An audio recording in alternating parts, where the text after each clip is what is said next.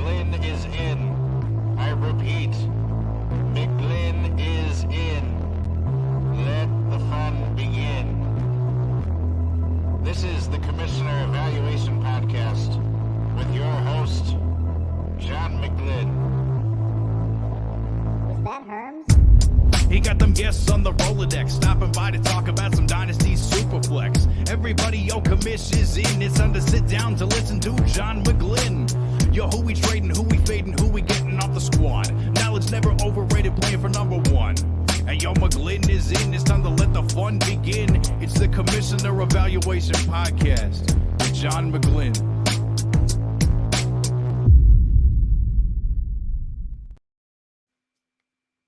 Yo, welcome to the Commissioner Evaluation Show. I am John McGlynn, and you can find me on X at John McGlynn75.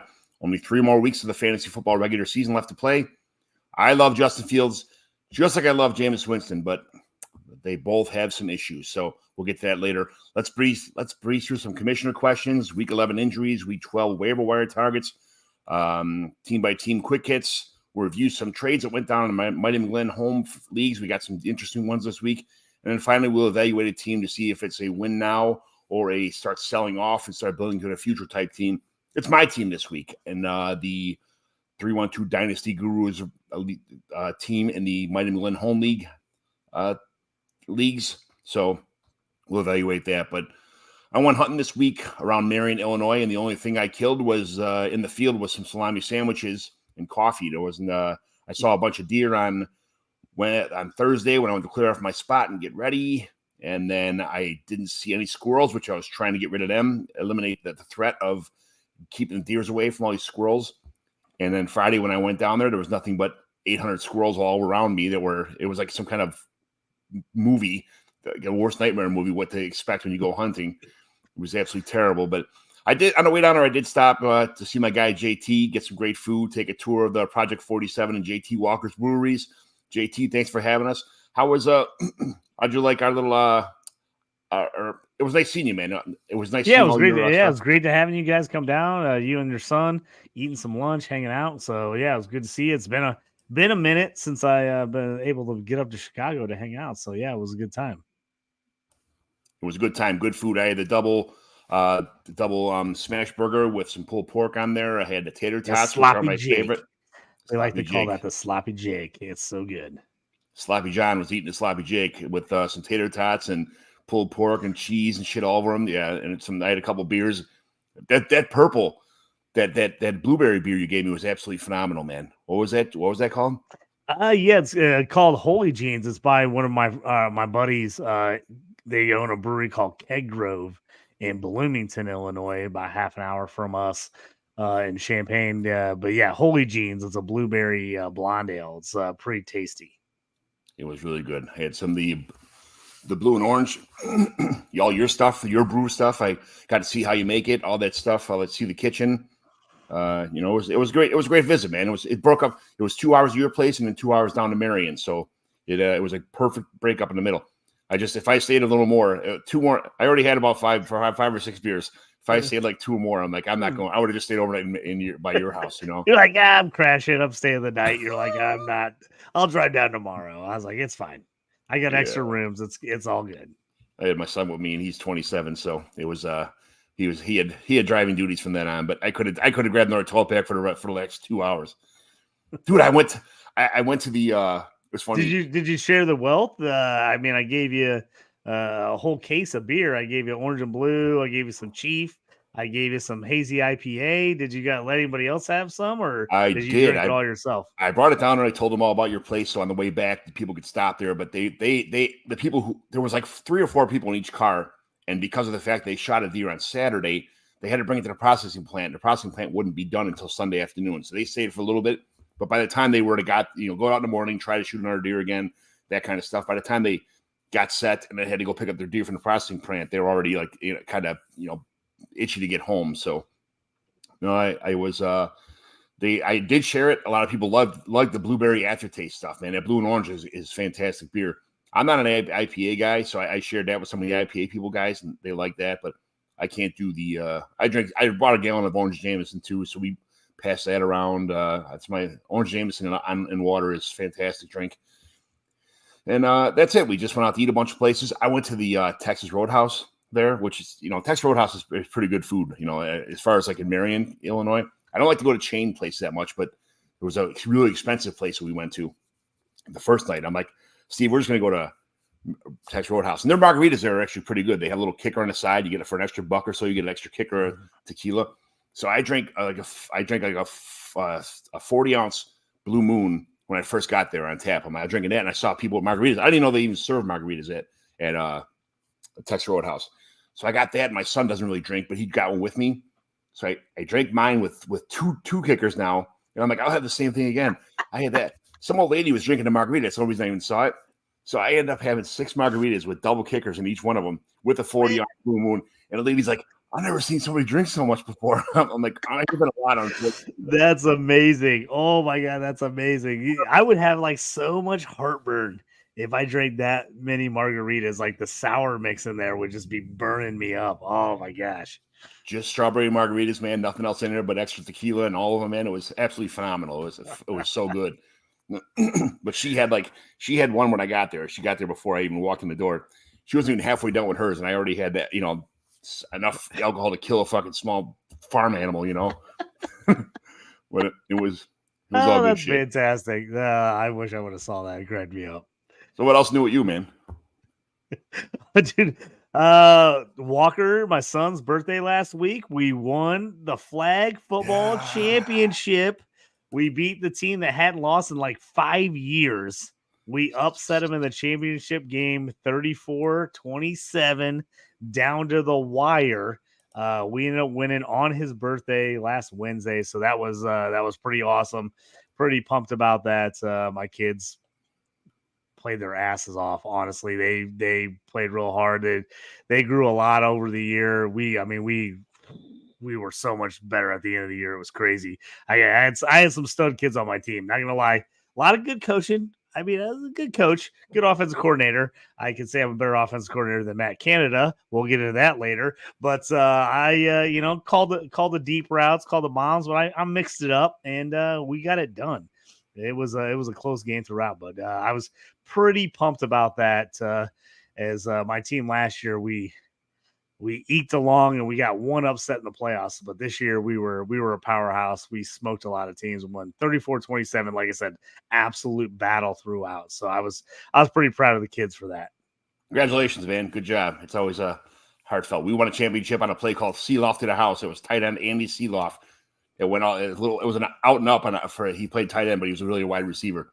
And I'll never forget the play. Seeloff to the house, and it won our championship in the little Plainfield youth league kind of thing out here, but it's all good.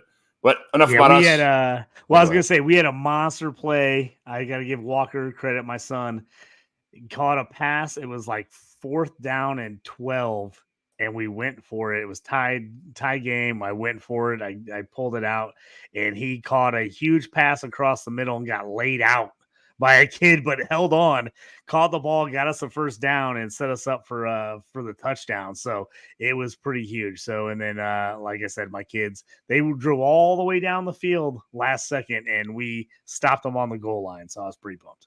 Sweet. David Gautieri, tell me about yourself. Where do people on Twitter can find you? All the platforms you do. What you do in the fantasy football world that makes people want to follow you? Yeah, first off, thanks for having me on. Shout out to your kid too, Justin. I actually had a flag football tournament this weekend as well. Have our annual Turkey Bowl tournament, and I'm feeling honestly like Rocky Balboa after the first fight with Apollo Creed, not in a good way. I could barely walk today. I'm like, if I actually was playing, I would be dead right now. There's no way I'd even be on the show. I'd be laid up on a cot and wouldn't be able to move if I had to run around and actually play flag football right now. It'd be terrible. Yeah, I must be getting old because it hit me hard this year. What does Rocky say? So, sometimes you want to call a taxi, bring you from the couch to the bathroom. I'm like, I can barely move right now, but it's a good time. It always is. But yeah, most of my stuff's on Twitter, as you can see, at Guru Fantasy World. No O in World, WRLD. You got those character limits. But yeah, you can go to the website as well, gurufantasyworld.com. You're going to find basically all of my work there. You get a free snippet of my rankings, full history of all my making the case threads. I've got a dictionary and encyclopedia there as well, which can be helpful if there's like an acronym, fantasy acronym you see, for example, you don't know what it means. You can go to the website. It might be in the dictionary there. So yeah, I would just recommend going there. And then if you like what you see, you can obviously join the Patreon and join our exclusive group. We have a Discord as well, all extra tools to get access to my newsletter, all sorts of stuff.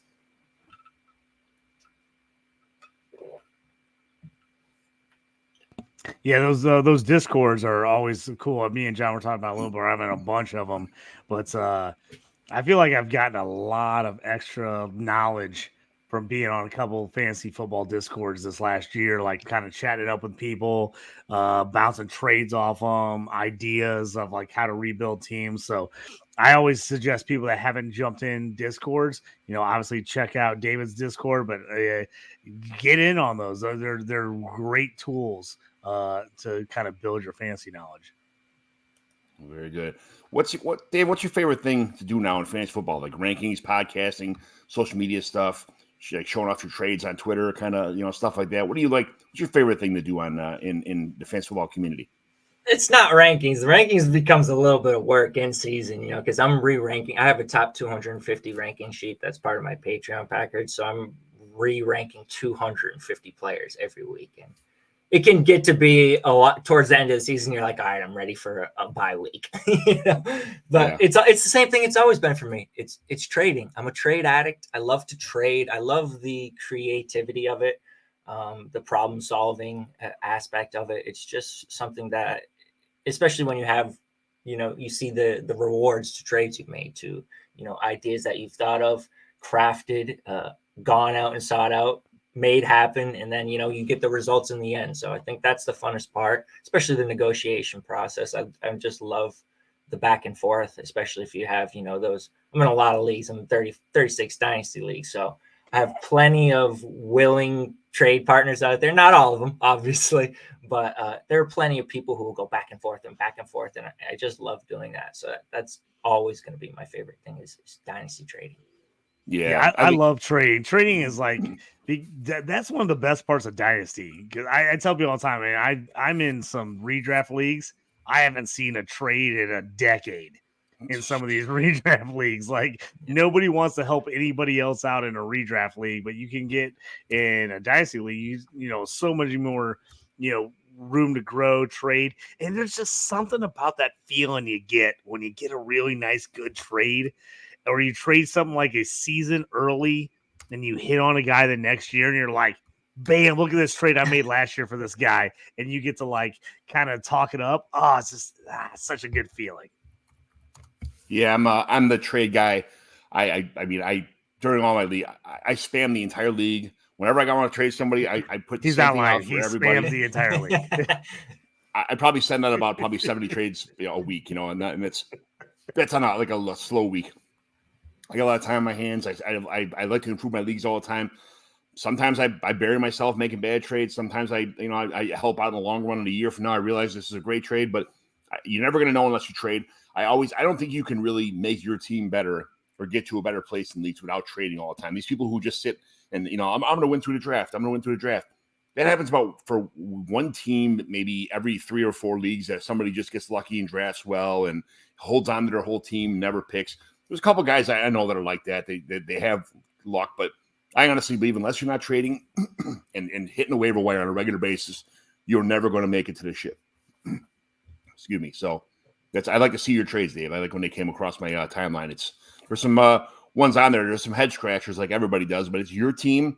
You love them. This is what you think is going to happen. It's not a redraft league. It's dynasty. You have long-term vision. Follow your own vision. Trust your own process and do what you want to do. You can share your trades and everybody can MF them in this and that, but 3 months from now when, you traded this guy for that guy and it all works out, you're he who laughs loudest is what I always say, so they can laugh at you all they want to, but you're the one laughing at them when these trades all work out. So you always have to take the Twitter mob with a grain of salt, because there are going to be trades. There's trades I've posted where we all celebrated 500 likes, and no bad comments at the time. And then 3 weeks later, we're all like, that was a bad trade, you know. And then there are other ones where I'm getting roasted over the coals, you know, just absolutely roasted. And then we'll come back and it was an absolutely annihilation win for me. So you have to just take it with a grain of salt, and you have to believe in yourself and not let.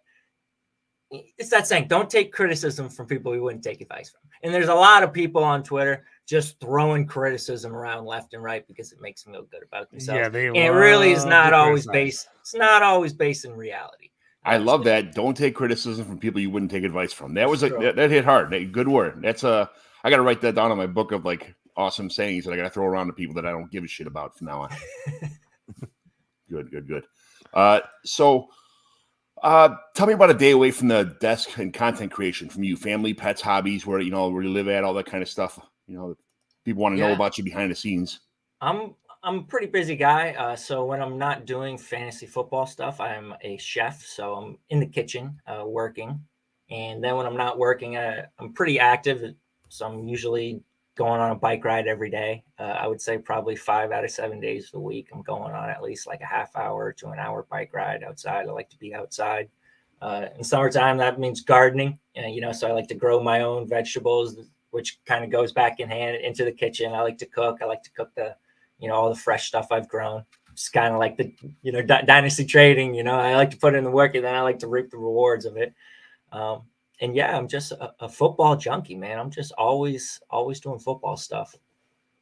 I'm a restaurant guy. I own a couple of restaurants. Like, what is something like? What kind of restaurant you work at? What are some of your favorite dishes, either that you have at your restaurant or that you personally like to make yourself?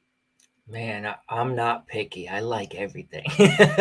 So I started working in an Italian kitchen, which was a brick oven pizza restaurant. So I had a lot of experience working with the brick oven. So I know a lot of specialty pizza recipes, like a lot of pizzas that are not on red sauce, for example. So I know like a lot of different, like one, for example, would be a Nolio pizza. So it's a white lemon pepper cream sauce. Then I'll put caramelized onions, prosciutto, and a little bit of Romano cheese. Fantastic. I don't know if you guys like pineapple on pizza, but I do that on a white sauce as well. So it's basically Alfredo, but you add a little lemon juice and some pepper, and you turn an Alfredo into a lemon pepper cream, kind of thins it a little bit. So you go lemon pepper cream for the sauce. Again, I like to do prosciutto instead of ham with the pineapple. If you like the jalapenos, that goes well with it as well. But yeah, just a lot of specialty pizzas. And another one that I used to do we used to have it was an artichoke spread. So it would be artichoke. It was mayonnaise-based, cheese-based, a lot of artichokes, mayonnaise, cheese. That would be a spread. And then it would be crumbled Italian sausage, fresh thyme and cheese. That one was fantastic as well. We call that one the Sofia pizza. So that would be my specialty. Sounds awesome. Yeah, that one's probably it's the best pizza. It's the best pizza I've ever had in my whole life. Minus the I'm a huge pizza. fan. Well, I'm a huge fan of I love your red sauce normal pizzas. Like, don't get me wrong, I love those. But we do at my barbecue restaurant, we do flatbreads and we do different barbecue sauces, and we do like a mango habanero sauce like on the flatbread as opposed to using your typical red sauce. So I always love that little bit of different spread, a little bit of different look, taste, feel. So that those sound amazing. I gotta look into those. I'm gonna have to have you send me those recipes. Yeah, that's awesome. My wife went to Washburn Trade School in Chicago and went just out of high school. So she went for I thought it was 3 or 4 or 5 years. I don't remember what it was, but she can make everything, but except for she's not that good at breakfast food. I don't know what it is with that, but when it's dinner time, she can make. There's 9 pots going on the stove. This one, she's moving this one around, shaking that one up, mixing this, stirring everything else up. And she'd make these crock pot potatoes before work sometimes and throw a whole bunch of shit, which crock pots are pretty simple. Just throw butter on top, a piece of meat and some garlic or something in there and turn it on. And 8 hours later, I'd come home from work, get the kids, and everything was already made. But she is definitely the cook around here. I could burn toast, but she is, it's so good. Like taste her like New Year's Eve when she makes steaks and lobster tails and shit like that, and all the vegetables and stuff they go on the side. It's absolutely fantastic. So it's nice having it. That's why I'm a little pleasantly plump, kind of fluffy, I guess I call myself, because I have a really good cook at home. Homemade mashed potatoes at every meal. Every meal has got garlic, butter, sour cream, homemade mashed potatoes. It's a fantastic living. So It is what it is. What's your favorite food when you're glued to the red zone watching games on Sunday afternoon? Pizza's a good one. I like to make pizza. I like something hot. I like the heat on Sunday. I like the rush. I like the adrenaline rush with the football. So I'll do wings too. You know, sometimes maybe a chicken dip. But yeah, I like to get something with some hot sauce on it. I'm a big hot sauce guy. Yes, I like Buffalo Wild Wings flavors, but I like Hooters wings better. And I like there's other places that have way better wings than both of them places, but the selection at Buffalo Wild Wings or Buffalo Wings and Rings by Comiskey Park in Chicago, they have tons and tons of sauces. You can get like, you know, medium, hot, or super hot also.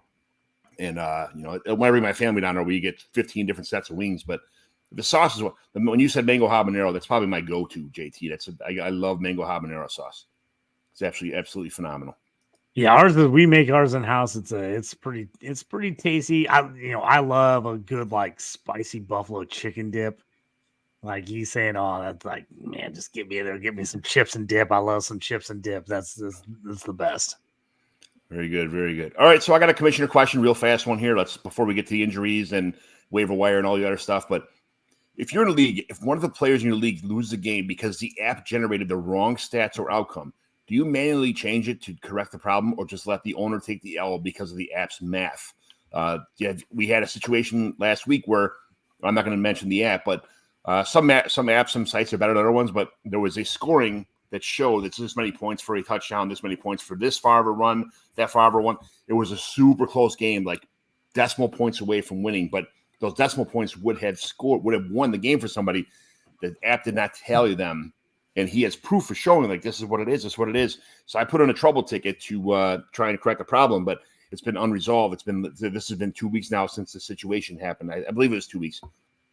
But do you manually go in and try to fix those settings, or hey, man, because otherwise you're on the hook for going back from 3 years from now, or 2 years from now, or last week, or 2 weeks ago, for every game that ever happened. If you start getting into that kind of shit, like Dave, I'll start with you. Do you commission any leagues first of all? Yeah, I commission probably over a dozen leagues. So in this situation where the app had a scoring mistake, would you manually go in and change this for the player, or was this something that, like, hey man, sorry, the app makes mistakes, it is what it is, blah blah blah? Yeah, I mean, my approach with commissioning is that, and if it's not cut and dry, it's hands off. Like, you should not be inserting yourself into non-cut and dry situations. With this, it seems pretty cut and dry to me. Especially when we're talking about math. Like, you can't refute what a score is when you look at the stat sheet. I've never actually seen that happen where someone said that the system has it incorrectly scored. But if someone has the proof, obviously you're going to go to league chat. Any objections? Can somebody prove mathematically that this is not the score? No. If there's no objections, you insert the correct score. You move on.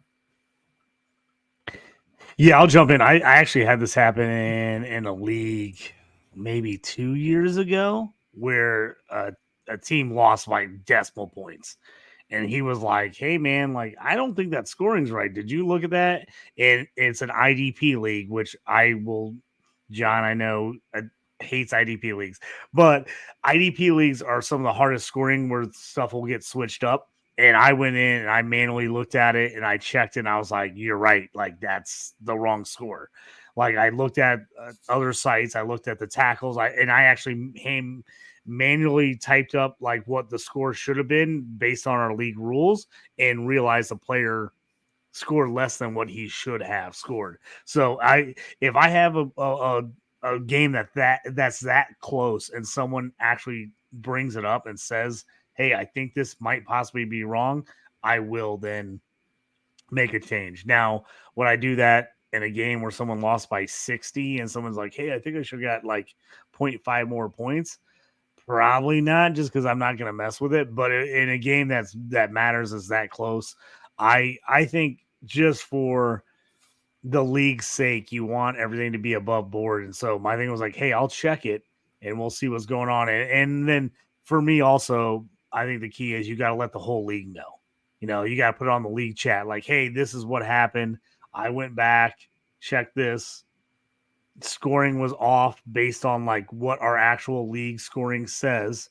it did not calculate it correctly, and I made these changes, so this team won and this team lost. Because it did matter, because it was like end of the year, it was like playoffs. I'm like, we were like legit in the playoffs, so it was like a huge game. So I think going back and making a move on that when you have legit evidence that you can add it up yourself and say, hey, this scoring is not correct compared to what we should have scored. I think for the good of the league, you got to make that change. Time is of the essence here. Also, like the playoffs is a whole different situation. There's a window of opportunity where you can make the changes, because the next week's going to come. But during the season, you first of all, you get notified of it, then you let the league know on the message board, like, this is what's going on, and then you write on a trouble ticket to Fantrax, Sleeper, MFL, whatever, ESPN, whatever you do, and let them go through the process to answering you and say, no, it didn't happen, or we don't add that, or this happened too, whatever to me, and then show the proof on the message board of what happened, why they did or why they did not resolve it. And then if you decided to make those changes yourself, I think what I'm getting here too is that the clarity of what you're doing for the entire league is more important than changing that score. Letting everybody know how you handle things, letting everybody know that you're upfront and honest with everybody, that they can trust you as the commissioner of your league to let you know that this is the process I took. I went through 7 or 8 or 9 steps to get to this point, and you were all along the journey with me, making these changes or not making these changes, and this is what we decided. And if at some point in time you want to take a vote on and changing it too, that's an extra step maybe, but I generally speaking, I'll let the apps and the sites take care of their own business, and then if I have to make changes, I will. But it was a tough one. It was it's still technically not resolved yet. But if this was during the playoffs where it was that close of a margin, and in the playoffs, this situation happened, I would because the next week's coming. You only have there's a small window of time before the next round starts. So I'm just glad it's happening during the season where we can get these things figured out. Maybe even help the actual sites fix their algorithms or their adding systems, whatever they are, in case they had some bugs in there. Like, mistakes happen. You can't be mad. You can't throw a fit. You can't yell at the other owners or, what are you telling me this for? I mean, you're there to help them, and the sites are there to help you, and everybody wants to get better in this whole situation. So just take your time, make a nice, easy transition, try to make everything as easy as possible and fluent.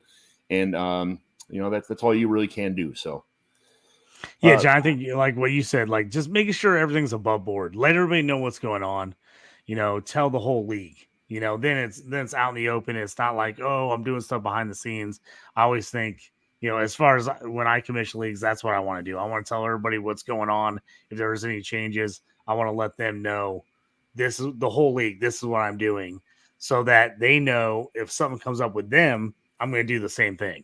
I want to make sure everything's above board. I'm telling everybody what's happening, why I'm making a change if I am making a change. I just think that's super important as a commissioner to keep, just the integrity of the league together. So yes, very good, very good. Well, thanks for answering that, guys. That was our commissioner question for the week. Let's get the injuries. Quarterback wise, Joe Burrow, hand, he gone. He's out for the year. He's got some tendon issues, some other stuff going on in there. So you have to make adjustments. We have a trade. We talk about some adjustments were made in other of my leagues. We'll talk about somewhere that somebody made an adjustment, a pivot for a win now trade. Geno Smith, right elbow, game time decision. Any other quarterbacks that I'm forgetting here on the injury report anyway? You guys can think of? I mean, they're all hurt. I think they're all hurt. I think every quarterback in the league is out. As far as I've seen on Twitter, everyone's out. Yeah, it's been a rough week for quarterbacks. So Tommy DeVito season. Tommy DeVito season. There you go. I'm going to talk about this because he just brought it up, because Dave brought it up. I traded right before the game. I had a buddy texting me last week, and he's like, hey, man, will you trade me Tommy DeVito in a 2QB league? And I was like, man, I can't. I got to start him this week.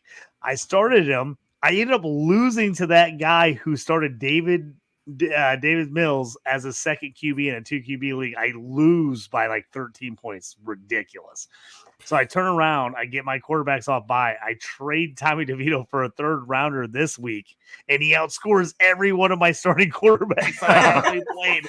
I was like, what? I was like, of course I trade him away for a third rounder, and he outscores everybody, which Tommy DeVito, I have like this love-hate with him because he was at Syracuse, and he ends up getting beat out and transfers to Illinois, and Illinois quarterback play has been atrocious for the last like 15 years. So like he was even like marginally okay, and people thought he was like the second coming of Christ in Champaign, Illinois last year, because they're like, oh my God, he's like, he can actually complete a pass, because that's how bad their quarterback play has been. They're like, he can complete a pass. So everybody thought he was awesome. And then like he signed with the Giants, and I was like, oh, that's like a nice little story. Like he'll never play. I mean, he's okay. I mean, he got beat out at Syracuse by a sophomore, and now he's starting and he throws 3 TDs this week. And I was like, this is just, we were just talking trash. All my friends were like, I can't believe Tommy DeVito's in the league. And then he turns around and has a monster week. So I was like, of course he has a great week and they win. I was like, the NFL is the most ridiculous sport of all time. This is why I claim every starting quarterback in Superflex leagues. Like Jake Browning. Absolutely. I'll be claiming Jake Browning.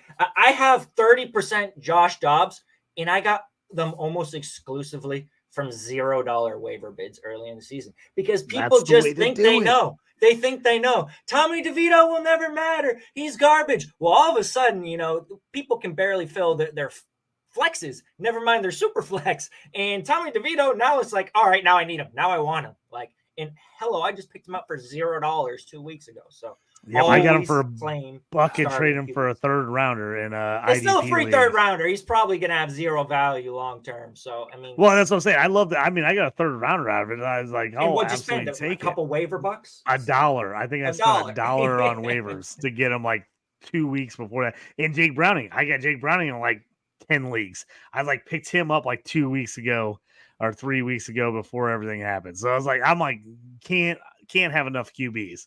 I've got QBs on QBs on my team. I got the second stringer. I got the third stringer. I got the guy on the practice squad on my team. I got them all. See, I don't like going that way, because I feel like those are harder to hit on, because the quarterbacks, they do get injured, but not as much as like backup as running backs get injured. Like, so I like to claim the ones who are starting now or have a clear role. Like when it was Tune or Dobbs, I was like, maybe it's Dobbs. Like I'll just claim Dobbs for free. What happens? But like, I don't love, because I feel like that's wasting roster spots. If I'm rostering like 4 or 5 backup quarterbacks who have just zero projections every week, I'd rather churn some of those guys for some backup running backs. But I do like to claim the ones who are in starting roles. All of my teams are based around quarterbacks. I always have at least 2 good quarterbacks, if not 3 really good quarterbacks, and maybe 1 backup. So I don't really need. I'm never going to go after like those kind of bottom feeders. Trade bait, though. I get it, and this. I'm like, here I am, like, do I cut Bryce Ford Wheaton to pick up Tommy DeVito? No, it's not worth the move. It's not worth the move. It's not just trade bait, too, though. Like, I had Deshaun Watson in a ton of leagues, and I thought I had a second. He was my QB, too. Even if he's not elite, I still have a good. But I was still claiming Josh Dobbs. Like, and I didn't think I was going to be the guy who needed him. I thought it's trade bait, Well, all of a sudden, you lose Deshaun Watson, you lose a Joe Burrow in that elite quarterback situation you thought you were sitting on. That was so primo. Now all of a sudden you got a need for Tommy DeVito, Josh Dobbs. So even if I have 2 elite quarterbacks, I'm still claiming starting quarterbacks in Superflex leagues, especially at $0, $1 claims. Oh, absolutely. I just see like people just wasting like 9 roster spots on quarterbacks that are completely irrelevant, like Tommy DeVito. And then when you need him one week, he's going to come in and score 3 touchdowns. I was like, God damn it, they're not wasting fucking spots. It actually matters, But in a 2 QB league, man, those guys are gold. I mean, you can if you get a 2 QB starting league, I mean, you can get a second or third rounder for like a guy that's going to play maybe 2 or 3 weeks, because people are desperate to like just get points and get guys and stay in the mix. Especially like my leagues, the last 2 playoff spots are based on points. So guys don't want to take a 0 for that position at all. So it makes a difference. It definitely makes a difference. You look at the waiver wire, my home 2 QB league, I bet you there's less than 10 quarterbacks on that list. And most of those guys are free agents. Like they're not even on a roster. Like everybody has everyone rostered because it matters.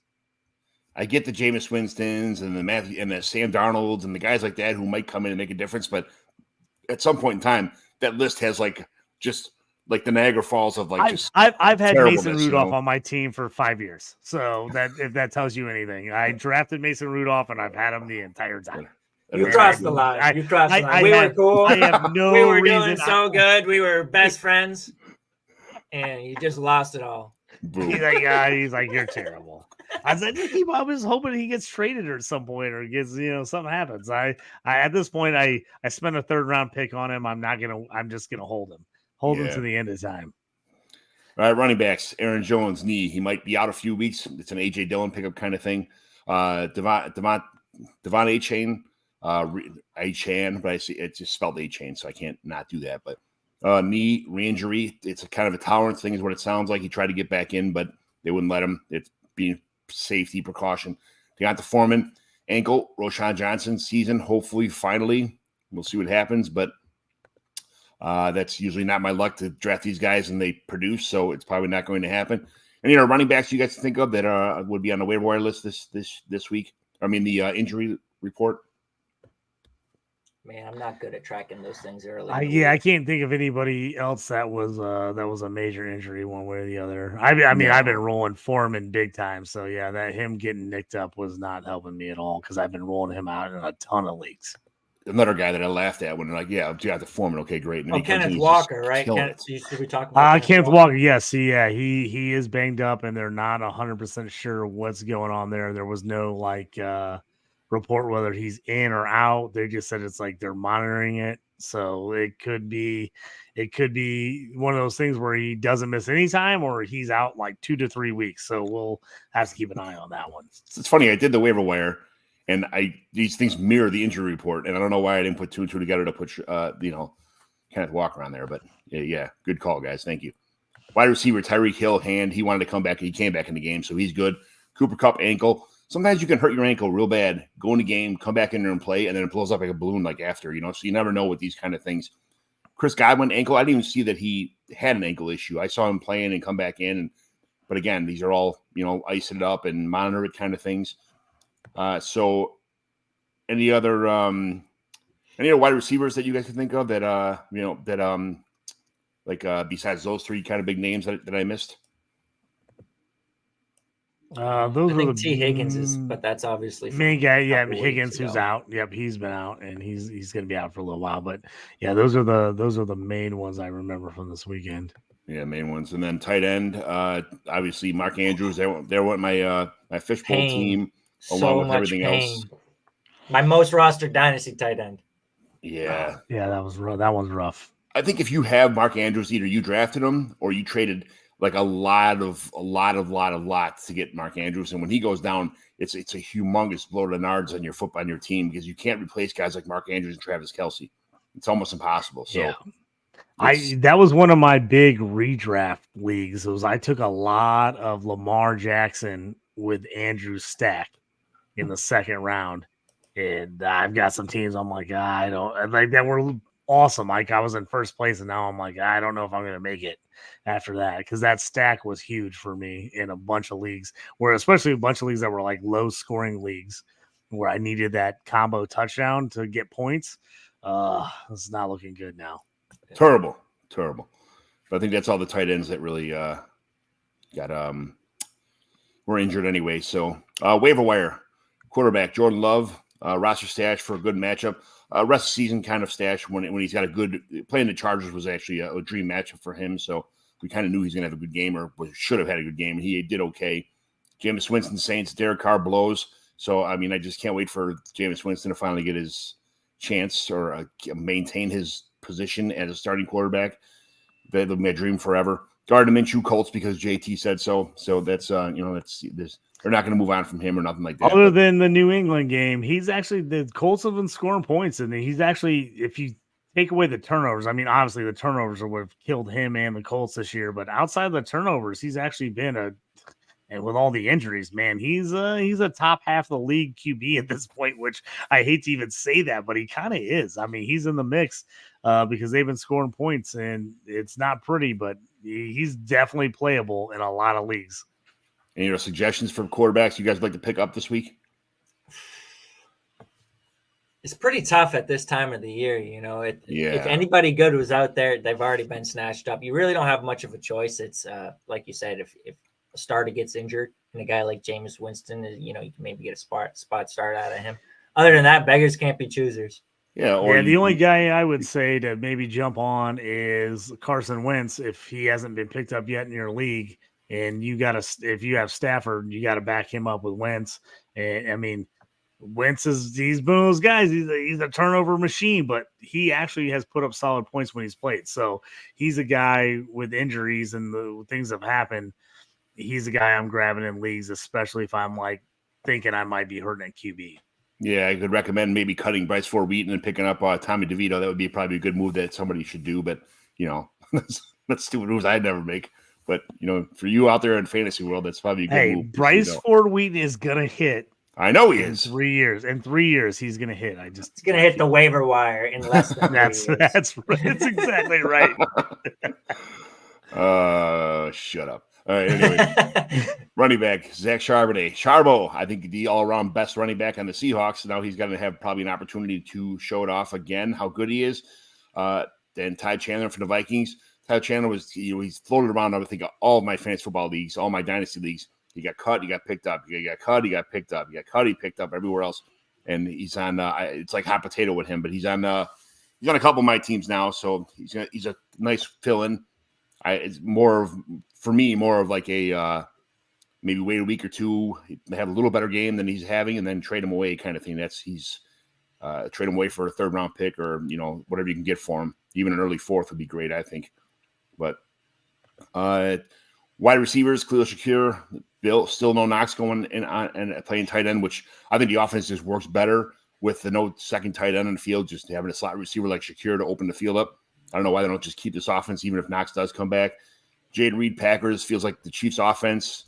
But you got to pick him up because he just seems like the best receiver on that team anyway. Eventually, the cream will rise to the top. Jameson Williams, I loved him. I worried about trading him because, a lot of rumors that he was a knucklehead and, he didn't play for a year and a half and then, blah, blah, blah, and you can't catch and everything else. Now I'm starting to kind of sniff him around again a little bit, but whoever has him right now, they're not going to let him go for anything cheap. So you expect to pay a pretty decent price if you want to get him. But it is what it is. Tutu Atwell, Rams. We all saw the Cooper Kupp hobbling around kind of thing. So this insurance. Rondell Moore injuries have him a little more involved. So someone else pick up. Pop Douglas is off bye week this week. If somebody had to cut him to make a roster move, maybe you could pick him up. He's the only guy doing anything in New England. Any other running backs or receivers you guys could think of that you might want to add? I did see something this morning that Puka is a little banged up. Not sure if he's going to miss time, but I did see some stuff come across the wire saying that he was a little banged up. So Tutu might be a pretty solid pickup if you're looking for a flex play this week. Yeah. All right. Mark Andrews got hurt. So Isaiah Likely is on the Ravens. A good pickup because the fishbowl gods hate me. So that's I'm out of the fishbowl playoffs. I got smoked. I did not make the cut. So thank God. Congratulations to all the 842,000 people that made the fishbowl besides myself because my team blows. So John, me and you both missed it. I missed it this year too. I finished 10-12. I did not have enough points to get in. JT just killed me. Took him early, missing the first 4 weeks, and then working his way back in, killed. Somehow I missed the playoffs with CMC, who was an absolute beast and was my number one pick, and I still missed the playoffs because that's how bad my team was this year. Ton of injuries, fell apart. I made quarterfinals or semifinals last year, so I was pretty pumped about that, but no playoffs for me in the Scott Fish Bowl either this year. Yeah, I made a couple rounds last couple of years. I think there's only one year I didn't make the playoffs besides this year, and I think this is my 6th year or 7th year maybe. But I usually do pretty good, but it just losing Aaron Rodgers and a couple other players. It seemed like early on this year a lot of guys were missing guys, so I can't make excuses. I drafted the wrong guys in the wrong rounds, and it is what it is. I'll do better next year, Scott. Thanks for having me. I'll give you my $50 again next year and join my donation and join the fishbowl again. And we'll call it a day. But all right, news and rumors. These are quick hits. We're going to go through every NFL team real fast, 15 seconds per team. And it's kind of just go through. You can just see where your names are at next to the team. I'm going to call you out, have an answer, and let's just run around the league. David, Bears, when does Roschon Johnson finally take over this backfield? It's definitely not this year. I was a Roschon Johnson fan, but it's just not looking good. I mean, he had an opportunity with Khalil Herbert out, and the team just flat out preferred Deontay Foreman.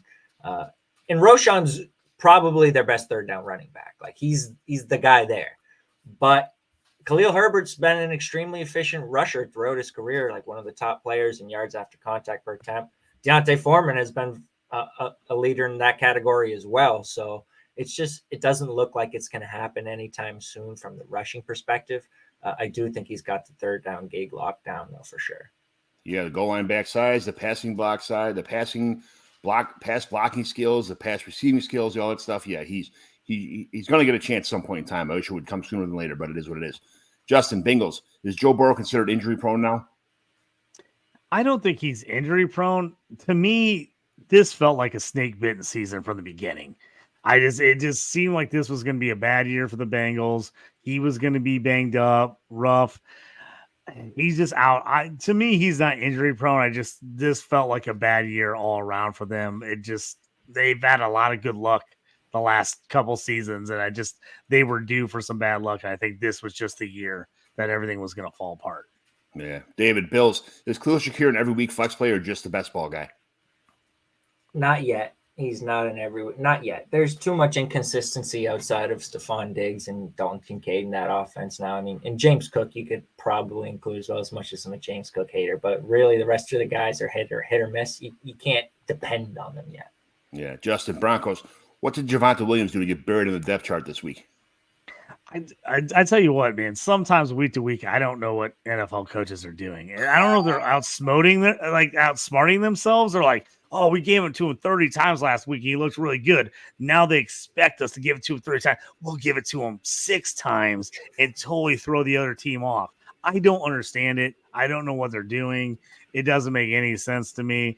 I'm still bitter about my Jaleel McLaughlin not getting 17 rushing yards 2 weeks ago to kill my same game parlay bet. So I'm just out on the Broncos now because they've ticked me off after this point. 31 it doesn't make any sense that they just all of a sudden just stop giving him the ball out of nowhere.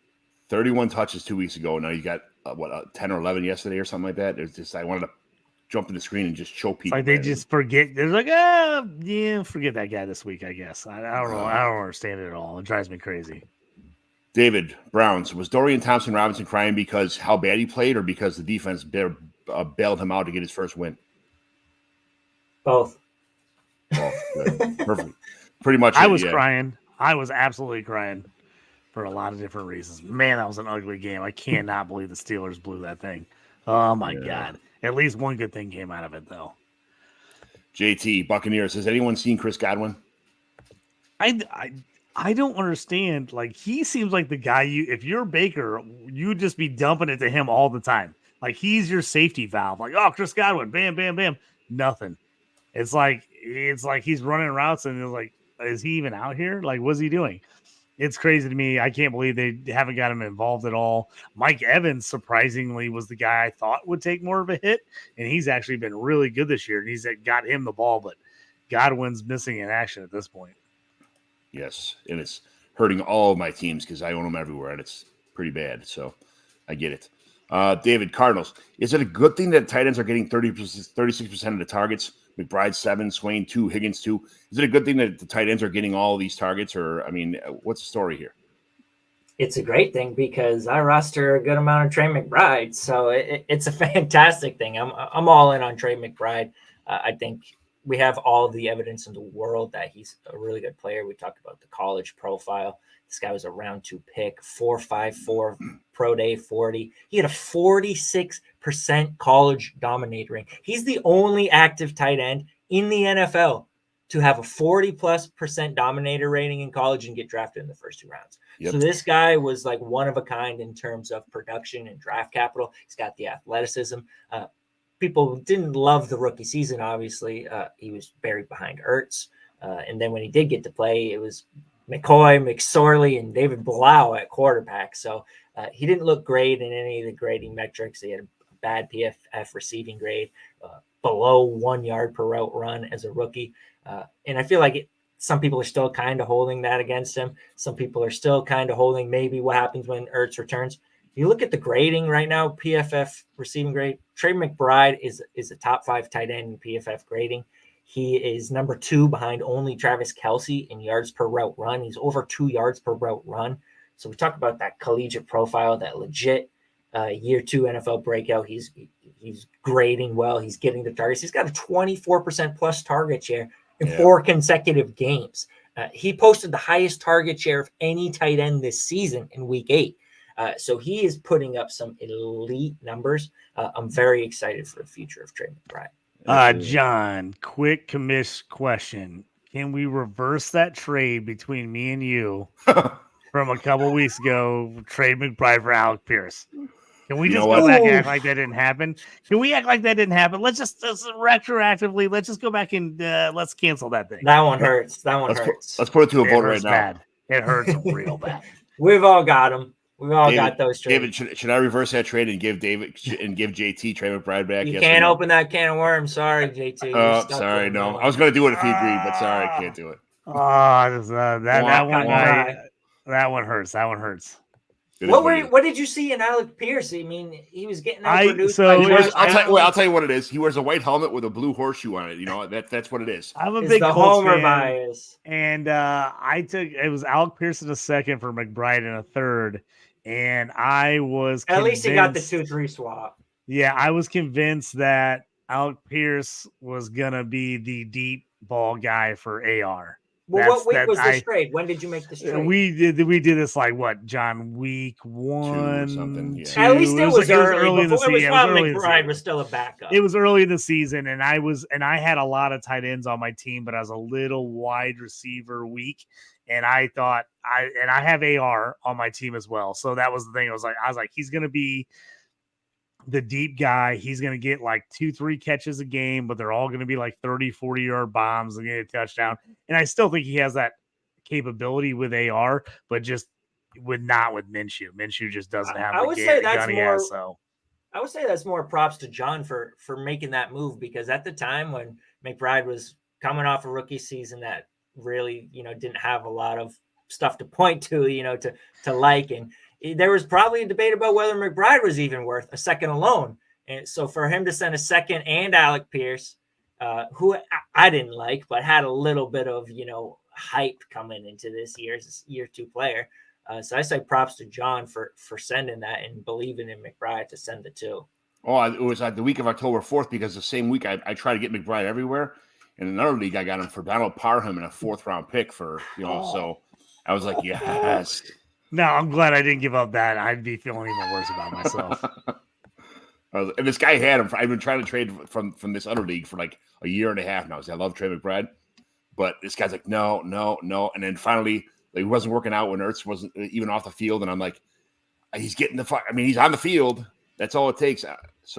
But it is what it is. See, I'm on the other side of that, not to drag the Trey McBride segment out too long, but I had Andrews on two out of 2 like home league teams, redraft teams, and I had just picked up McBride like a couple weeks ago, because I didn't want to leave him on the waiver wire, and I'm trying to trade him in like a 2-for-1. I'm like, I don't need McBride. I'll trade you a wide receiver plus McBride for a better wide receiver.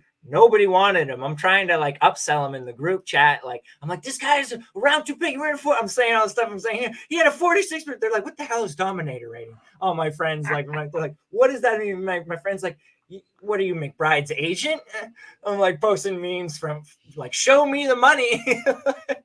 I love Trey McBride. So, and I couldn't trade him. Nobody would trade him. And then Andrews got hurt. And now I just have him on my bench. And I'm like, oh, thank you for not trading for Trey McBride, everyone. Sometimes the trades that don't work out are in your favor, man. It's nice. But see, if these guys would play CFF or C2C on Fantrax, they would have known that he was an absolute stud in college.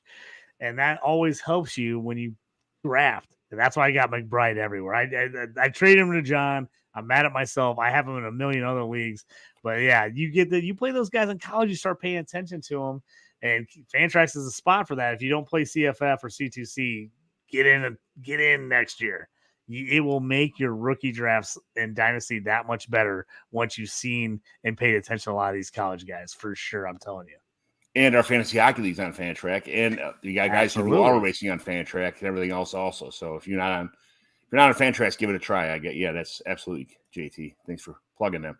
But JT, Chargers, do you pepper Quentin Johnson with targets now to get his confidence back up, or do you just realize that you made a wrong mistake with this pick and just bury him on the depth chart? I think the Chargers want to go back as well. They want to retroactively draft Jordan Addison instead of Quentin Johnson. Like I said, they should have pre-draft, and they would be a lot better because Jordan Addison is way better than Quentin Johnson. I said he was going to be. I'm not a believer in Quentin Johnson whatsoever. I wasn't pre-draft. I didn't love him in college.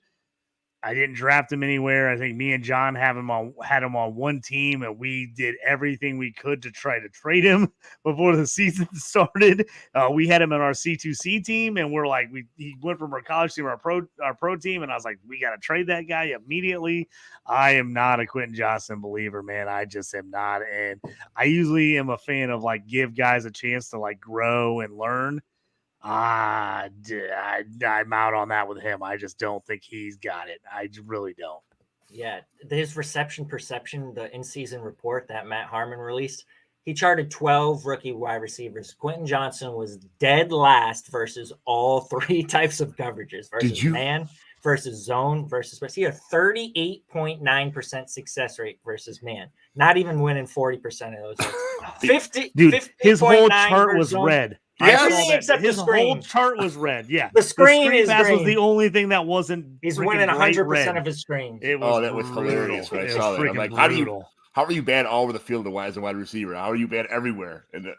It's not good. It's not good. I mean, he's going to eventually be a kick returner, like fifth wide receiver, kick returner in the league. That's it. Yeah, it's a ball boy. David, Chiefs. How much does Patrick Mahomes miss Tyreek Hill? Not that much.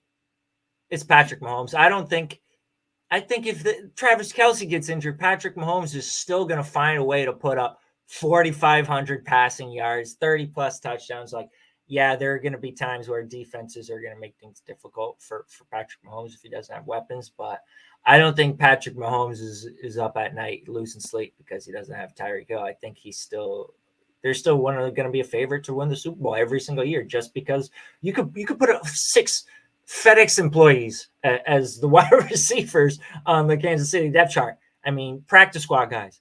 And Kansas City still probably going to the playoffs every year, still going to have a chance in every playoff game they play just because of Patrick Mahomes. But I mean, obviously Tyreek Hill is a guy who's going to elevate any offense that he's in there. There's no denying that. You know what those guys are doing is dropping passes like a FedEx employee. I mean, they're leading the league. I mean, you watched the game last night. It was absolutely terrible. Dude, my God. We know he drops passes, but it's like every time it happens, you're like, oh, yeah, there he is. But even Justin Watson and even Travis Kelce dropped a couple. I mean, that last one hit him right in the hands, pretty much right in the face. And he dropped it. I mean, I think they showed some stat that they lead the league in drop passes. Like they didn't have Tyreek Hill. They didn't have Tyreek Hill last year either. And who won the Super Bowl last year? Yeah, remind me. Which team was it? I mean, Mahomes is the man. Bears. I mean, it was magic. He was his number one wide receiver last year was Jerick McKinnon. Like, he doesn't need any help. He just doesn't. He's that good. I traded away Patrick Mahomes, which is tough to do, but I got Trevor Lawrence. Like 3/3, a couple seconds, shit like that. I forgot what players it was. I traded away a bunch of like nobodies also that didn't pan out, but it's one of those moves I had to make when I was rebuilding to get all these first. But it's very, very hard to trade Patrick Mahomes because next week he'd score 67 points, on anybody. He could drop anything on anybody at any point in time. So I get it. Justin, JT Colts, is Zach Moss even a flex play anymore? I'm a huge JT fan, so I'm like, feed him the rock. But I'm surprised that they've just completely cut out Zach Moss all of a sudden. It's like he's been super effective all year. I thought they were a nice 1-2 punch, and then all of a sudden, nothing. I mean, they're just not even playing him. I've got him in a bunch of leagues that I've been playing him as a flex, and now I'm really worried about it. If I've got anybody else at this point, I'm playing somebody else because his usage is just brutal. It's like they forgot he's on the team. Wait till you hear the trade I made when we get to the trade segment later in the show. I was ready to pee my pants. I was so excited. I can't wait to hear it. Oh, that's awesome. I love these trades. David, Cowboys, 189 yards on 38 attempts. What the hell is that from Dak Prescott? Are we really still doing this with Dak Prescott? Like, why do we have to nitpick every little? He's one of the top quarterbacks in the league in basically every passing metric this year. Stop irrationally hating on Dak Prescott. Give the guy some respect. Can't help it. Put some respect. Put some respect on Dak Prescott's name, please. I got him in the CeeDee Lamb stack in like 3 or 4 leagues, and it was been wonderful the last couple of weeks. I was just kind of salty this week because they didn't go nuts, even though they did score. But John, like for once they don't score me 1,000,000 points, and I'm pissed about it. Another point, so JT Dolphins. How does Tua and Tyreek get so many fantasy points and they only score 14 points on offense? Like, how does that happen? I mean, the Dolphins crushed every parlay in the history of man last weekend. How do they barely beat the Raiders at home? I mean, it's just brutal. I mean, there's no reason that they don't put up 35 against the Raiders. I mean, there's no reason. But like you said, get a bunch of yards. They look good on offense, but somehow they're not scoring. I don't understand it. I'm glad I got the Tua Tyreek stack in a bunch of leagues because I traded for Tua all over the place in the offseason when everyone was hating him. So I was taking him when he was for super cheap. But yeah, the fact that they put up as few points as they did, it's shocking to me. Yeah. David, Eagles. How did the Eagles not win the Super Bowl this year? They play against Patrick Mahomes. I was waiting for that answer. I knew it was coming. That was Damn. kind of the yeah, it was it. It's short and sweet to the point. But they just beat Patrick Mahomes. Yeah, I know. Yeah. JT Falcons. What do they trade to get Justin Fields on this team next season? They gotta do something, man. They're going back to Ritter. I saw some crazy pick that had them drafting like Michael Penix in like the 8th pick of the draft. I'm like, really? That's what you do? I mean, so if I'm the Falcons, if the Bears get the number 1 pick because Carolina continues to suck, I'm either trading for the number 1 pick or I'm going, what can I get for Fields? And you guys draft Caleb Williams number 1. So if I'm the Falcons, I'm just writing the Bears for the next couple months, 6 months, and going, what do you want to do? Do you want the number 1 pick or do you want Fields? Because we'll take whoever you don't want. Right. And if I'm the Falcons, that's what I'm doing. Yeah, that would be a good fit either way for the Falcons. That's they're in a position where their team is pretty much built to win now, minus having not a quarterback. So yeah, it's terrible to watch those games because you see how much talent is on the field, but just not panning out. David, 49ers. Brock Purdy being so efficient will only solidify a Super Bowl victory for the 49ers, correct? What's the alternative? Him not being Brock Purdy. Just I don't know how you cannot be. I don't know how even like we were saying before, Sam Darnold can go on his team and just throw. I don't think it's that simple. Brock Purdy deserves more respect than just being labeled as the system quarterback, and he's done more than Jimmy G's ever done. He posted like the 6th highest PFF rookie passing grade in like the past decade, behind like Herbert, Burrow. I think Mayfield was the other one, maybe one other guy, but it's mostly all good guys, and Baker Mayfield, who's even having like a rebound to his career this year. So I think Brock Purdy, you look at these passes. These are not all dinking. Look at that downfield pass to Brandon Ayuk this past week. Look at the downfield pass to George Kittle the week before against Jacksonville. He is not just out here dinking and dunking. He deserves more than to be labeled as just Jimmy G. Sam Darnold will do the same thing. No, I don't think he would. I definitely owe Brock Purdy a little more respect. So yes, I agree with you on that one. JT Giants. How the heck is Tommy DeVito moving the ball and Daniel Jones couldn't in this offense?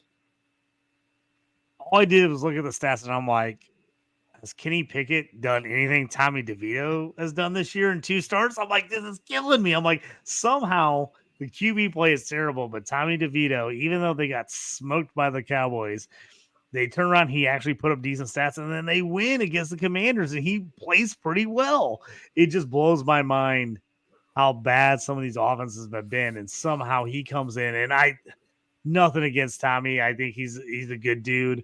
I'm just shocked that he's starting, and the fact that he's even playing decent with this offense that's looked awful all season tells you even more of the story of the fact that he's able to do anything on this offense. And I had a buddy texted me right before the game. He's like, "Do I chance Barkley? Do I play him or do I sit him? Like, is there going to be?" I was like, "Dude, I'd play him, man. I know it sounds crazy, but I was like, you got to play him." And then, of course, he goes out there, touchdown catch, looks great. DeVito's getting the ball everywhere. I'm like, is it just that easy? Just get your playmakers the ball. And that's what I feel like. It's when coaches get down and they're really screwed and they're like up against the wall. Then they all of a sudden are like, maybe we should go to best player of the ball. Maybe we should just do that. I'm like, we'll just do that now. I'm like, well, why didn't you do that all season? It blows my mind. I just don't understand it. Like I said, I will die on the hill that NFL coaches outsmart themselves all the time. They try to be the smartest man in the room, and instead of just doing what makes sense, they just refuse to do it until they absolutely have to. And when it works, you're like, oh, wait, should have been doing that all along. That was a sweet pass to Saquon in the end zone. I was watching the game on Red Zone when that one came on, and I don't even know they weren't in the Red Zone. Players make plays, right? Yes. Like, give your guy a chance to make a play. That's why they're there. Like, throw the ball up, not 10 feet out of bounds, and then like let your guy make a play for you. And he did, and he made a play. It was a freaking great throw. It was a great catch. Even Sterling Shepard caught that ball and then juked his man a couple times on a quick one-on-one situation. Just walked in the end zone. It's let your players make the plays. Exactly how I feel too. Same thing. David, Jaguars. How does Trevor Lawrence look so good some days and so pedestrian the next week? I would say his wide receivers don't drop the ball as much. He's been one of the most affected quarterbacks by drops this year. So he's still grading very well overall. I think a lot of the critiques of Trevor Lawrence have come from a fantasy perspective. You look at PFF grading, he's improved significantly from last year. So there's a lot of evidence that he's playing better than last year. It's just not translating to the fantasy sheet. And I think that's what's really been drawing the ire of people lately. But I think he's been a little bit too hated from that perspective. Those are very good signs for Trevor Lawrence's future. Yeah, I'm trading for him everywhere. I just think that he's going to be generational at some point in time, like we thought he was. But it's just in the process of a slow, tedious process. But he's still a young quarterback. He's got plenty of years left and a lot of time to keep building up that team. So yes. Yeah, I couldn't agree more, Dave. I mean, if you actually watch the games, if you just look at the stats, if you look at fantasy stats, you're like, Trevor Lawrence is terrible. But if you actually watch the games, he's playing pretty well. He's getting no help from his wide receivers. He has had a ton of drop passes. He's had a ton of balls that should have been touchdowns where guys didn't get a foot down or didn't do stuff. It's not like he's just off the rails being terrible. Now is the time. I mean, obviously before last week when he blew up was the time to start trading for him because people were down on him, especially if you had guys in your leagues just looking at stats alone. They were off on him. But I did, John, I know me and you on the same boat on this one. I'm still a T-Law believer. I think he's going to be really good. I think he's got another 10 years plus of being a really high-end quarterback in this league. And it just the stat-wise, everything has not looked pretty this year, but he's playing way better than the statistics. If you look at fantasy points are concerned, he's playing a lot better than that.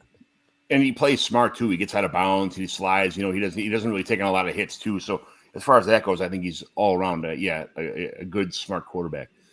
JT Jets. What can I trade for Zach Wilson? What can I trade to get rid of Zach Wilson in my Dynasty Superflex leagues? What can I ask for? The problem is now that they said they're going to play Boyle next week, now you're screwed. It's like people don't want him because they're like, oh, he's not even going to start. Like before, you could be like, I had him on a couple teams, and I was like, people were like, oh, would you trade Zach Wilson? I'm like, maybe. What are you going to give me? Now it's like it's real ugly that he's getting benched. When they were like stuck with him, you were like, hey, I'm going to get something out of him, even if it's not great. I'm going to get some points and a playable quarterback. Man, if you got to pay somebody to trade for him now. Hey, yeah, I'll give you exactly. Zach Wilson and a 3 just to give me the open roster. That's what I'm spot. saying. At this point, when they after this point, I agree with you, David. I mean, I'm like, dude, I don't know if anybody would even give you a third for him. I don't know if they would give you $1 fab. It's crazy. Yeah, and he's I don't know if they should. I don't think they should. Yeah, he's so hated. It's for like good reason. He's so I mean, bad. he's been terrible, but it's like, I mean, if you spent money on him, you bought him. Like I think I got him on 2 teams, and I got him because I took him like super late because nobody else wanted him, and I took him in 2 like startups this year. John in our league, I took him in our league, and I only took because I'm like, at this point, why not take him over a 6th running back? But like, I mean. You're at this point, I think you're almost better off just sitting on him. There's nothing you're going to get for him worthwhile. Yeah, that Aaron Rodgers is rumored to come back soon, which I don't believe. But that now people see that there's already if this quarterback, if Tim Boyle comes in and actually has a decent game or 2, and then Aaron Rodgers comes into the picture, he's never getting that job back again. I mean, people are just saying that Jets themselves just drop him and say, "Get out of here! Like we're done! Like it's over! Go away!" So. I when he was drafted there, I knew it was a bad idea. I was like, he is just not going to do well in New York with the pressure of New York media and everything in his face. I mean, if he was in Jacksonville, I think it's a totally different story. I think he gets a chance. He gets a lot more leeway. People are, the media are rooting for them. And, in a team like that, where in New York, they're just dying to pick you apart. Right. I just, as soon as he got drafted there, I was like, this is a terrible match. I'm like, he's going to get no chance to grow. He's going to get 0 leeway. It just seemed like an absolute disaster from the start. David Lyons, where was Sam Laporta this week?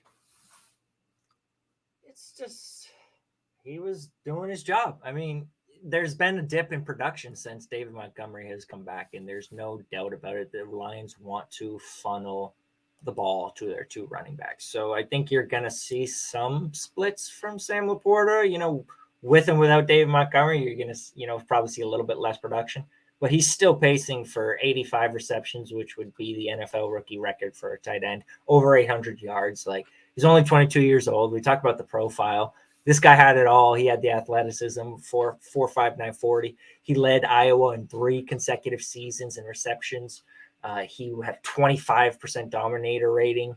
He 2nd round pick. He's everything you want. He's doing everything you want as a rookie. So I wouldn't panic too much on him, but you can probably not expect elite numbers for now while that team is, fully healthy. When we talk about Amon-Ra, Jameson, the 2 running backs, like, they're going to spread the ball around a little bit more than when David Montgomery's out, when Jameson Williams is suspended. That's just common sense at that point. They're scaring me now because I feel like they're playing not to lose. Like, they're just running the ball. They're not taking a chance they were before. They're all Amon-Ra St. Brown's targets have been like kind of relatively short, like the YOLO ball kind of stuff, which is good. But I feel like they won like taking these awesome, chances, and now they're just playing real conservative, and it's kind of a little bit worrying, like to barely beat the Bears, like it's NFL coaches outsmarting themselves. I tell you, themselves, thinking too much about it. JT Packers, was this a Jordan Love get right week, or was it just because they played the Chargers? I don't understand how the Chargers are bad as they are. I really don't. It blows my mind. This was a team I really liked coming into the season. Man, they're just terrible. They got all kinds of talent. I'm not a Jordan Love believer at all. They won ugly, and the Chargers more or less gave them the game than I think Jordan Love won it. Yeah. David, Panthers, why am I infatuated with Tommy Tremble right now? He just feels like a buy low. I have no idea, because I got to tell you, man, like, his profile is absolutely horrendous. When we talk about tight ends, and people like to say, this, I'm going to go on more than 15 seconds on this one. A lot of people like to say tight end production doesn't matter. In college production doesn't matter. It doesn't even matter if they were productive in college. It doesn't even matter if they were drafted high. But out of the top 10 valued tight ends in Dynasty right now, every single one of them had a college dominator 18% or above. And dominator rating is just percentage of receiving yards plus percentage of receiving touchdowns divided by 2. So if you got 30% of the yards, 20% of the touchdowns, add them together, divide by 2, that's a 25% dominator rating. Every single guy valued in the top 10 except for Schultz, 18%. Talk about Tommy Tremble and guys in general who were below 10% dominators in college. We have Dawson Knox, Darnell Washington, Tommy Tremble, John Bates, CJ Uzama, And then we have Luke Musgrave, who I think is also overvalued, but Musgrave has an asterisk because he was injured in his final season, where he was pacing for like a 25% dominator through 2 games. So basically it's like Dawson Knox, Uzama, Darnell Washington.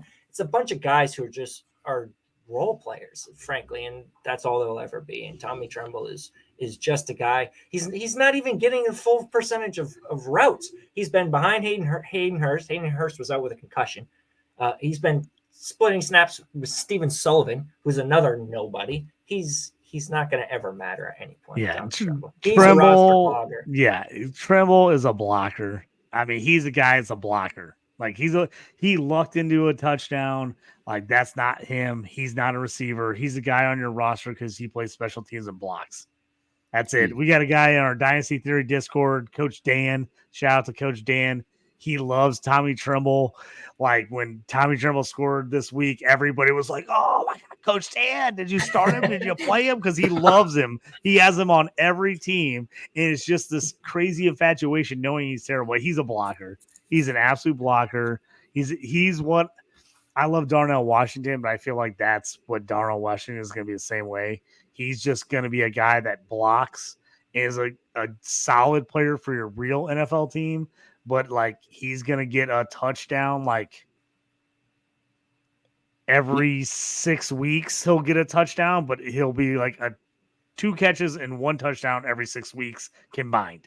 That's who he's going to be. He's just going to get one here and there. He had 1 touchdown his entire career so far before this year, and it was a rushing touchdown, not even a receiving touchdown. So I get it, but he's a Notre Dame boy. That guy could block the Euphrates River coming. I mean, he's a great blocker. I mean, the guy's a great blocker. He'll always be on the field because of that. So people did this with Adam Troutman too. How many years do we talk about Adam Troutman being on the field? Breakout year, Adam Troutman breakout year. Yeah, exactly. You're right. That's a huge misconception. We do not want tight ends on the field. We want tight ends running routes. And every snap they play blocking is a snap they could be running a route. So it's what's that saying? It's I don't even know, but a wholesome something to do with sum. It's zero sum, whatever.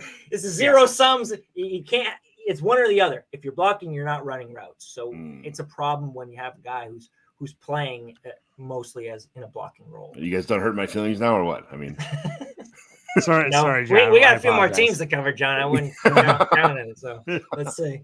JT Patriots. If the Patriots lose to the Giants this week, does Bill Belichick get fired? I actually had this conversation with a few of my friends that are big Patriots fans. I'm like, I just don't see how you can do that to Belichick. I mean, I really don't. Like, there's no way they can do it. If he gets fired at the end of the year, I think Kraft is going to give him a shot of like walking away. I just think he will. I mean, I cannot see everything he's done. I know they're terrible right now. I know they've been bad lately.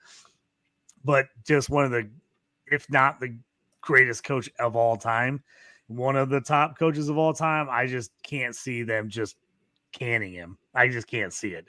I think he gets the whole year, and I think they give him either a shot to walk away at the end of the year, or I think Kraft gives him one more year with the idea that this is your last year, and we go into the year telling everyone this is your last year, and we're working on a successor, and we're moving towards the future.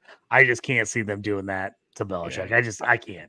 I feel I'm not sure Kraft is ever going to fire him. And I'm a Ravens. That's what I'm saying. I don't see Kraft. Kraft feels like a guy that's way too loyal to me to do that.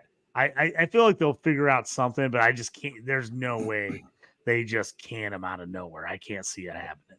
And I was born and raised in the heart of New England. I can't begin to tell you how good it's been for these Patriots fans. I'm a Ravens fan living in the heart of New England territory. So they've let me know about it every time they've win or beaten the Ravens. Bill Belichick gave this community, that all of New England, so many good years that Robert Kraft, it just feels like if he's going to let him go, it's not even going to be a public firing. It will be, like you said, like, it will be behind closed doors, like, hey, Bill, you're gonna retire, you're gonna walk away. Yeah, like, I agree. They're gonna have him do it himself. They're not gonna disrespect him to that. That's what I can't. Yeah, I can't see them pushing him out. Plenty of chances over the past couple of years to just cut ties. And it was reported, didn't they give him an extension this offseason? Like, Robert Kraft believes in Bill Belichick to a fault. And because he's done so much good for the team. And I think he still deep down believes Bill Belichick can turn it around. And it's only going to be that mounting public pressure where eventually he just says, Bill, I think it's time for you to announce that you're going to retire. As a Dolphins fan my entire life, since the Dan Marino years, I've hated the Patriots since they knocked Dan Marino out of the playoffs in 1984, but when they would have beat the Bears again in the Super Bowl. But I hate the Patriots, and to watch 20-some years of them just steamrolling the AFC East, like and the rest of the league for that matter, I just want to see them go away or just whatever, do something to have the stadium start on fire and just lose everything. I can't stand the Patriots and their fans too on top of that. But man, they owe them that respect. It is what it is. So, David, Raiders, is Josh Jacobs ruined for fantasy football, or was this just a bad day against Miami? Ruined. I wouldn't say ruined. He's been one of the top guys in expected points per game this year. He's expected over 18 points per game. So he's getting elite usage in terms of rushing workloads, in terms of receptions. Before this game, he was coming off 16, 21, 13. So he's 26 and 27 carries. New coach. In back-to-back games with the new coach before this week. Those were his 2 season highs in carries before with Antonio Pierce. So we're looking at increased usage, I think, with Antonio Pierce. I wouldn't say he's ruined. I would say, if anything, he's a little bit revitalized, but the quarterback situation is obviously iffy, and that's just going to make it difficult, for this team to score touchdowns, which is where he's going to get a lot of his value. Yeah, I'm just worried that there's going to be some kind of transitional playbook now to his, okay, guys, this is what it was before. We're going to start running my way now.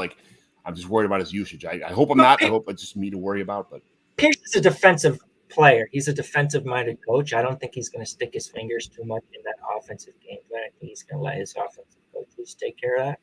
And so far, they've been wanting to get Josh Jacobs involved as rush and get him out. Like you said, they want 20-plus touches every week, so I think that's a good thing.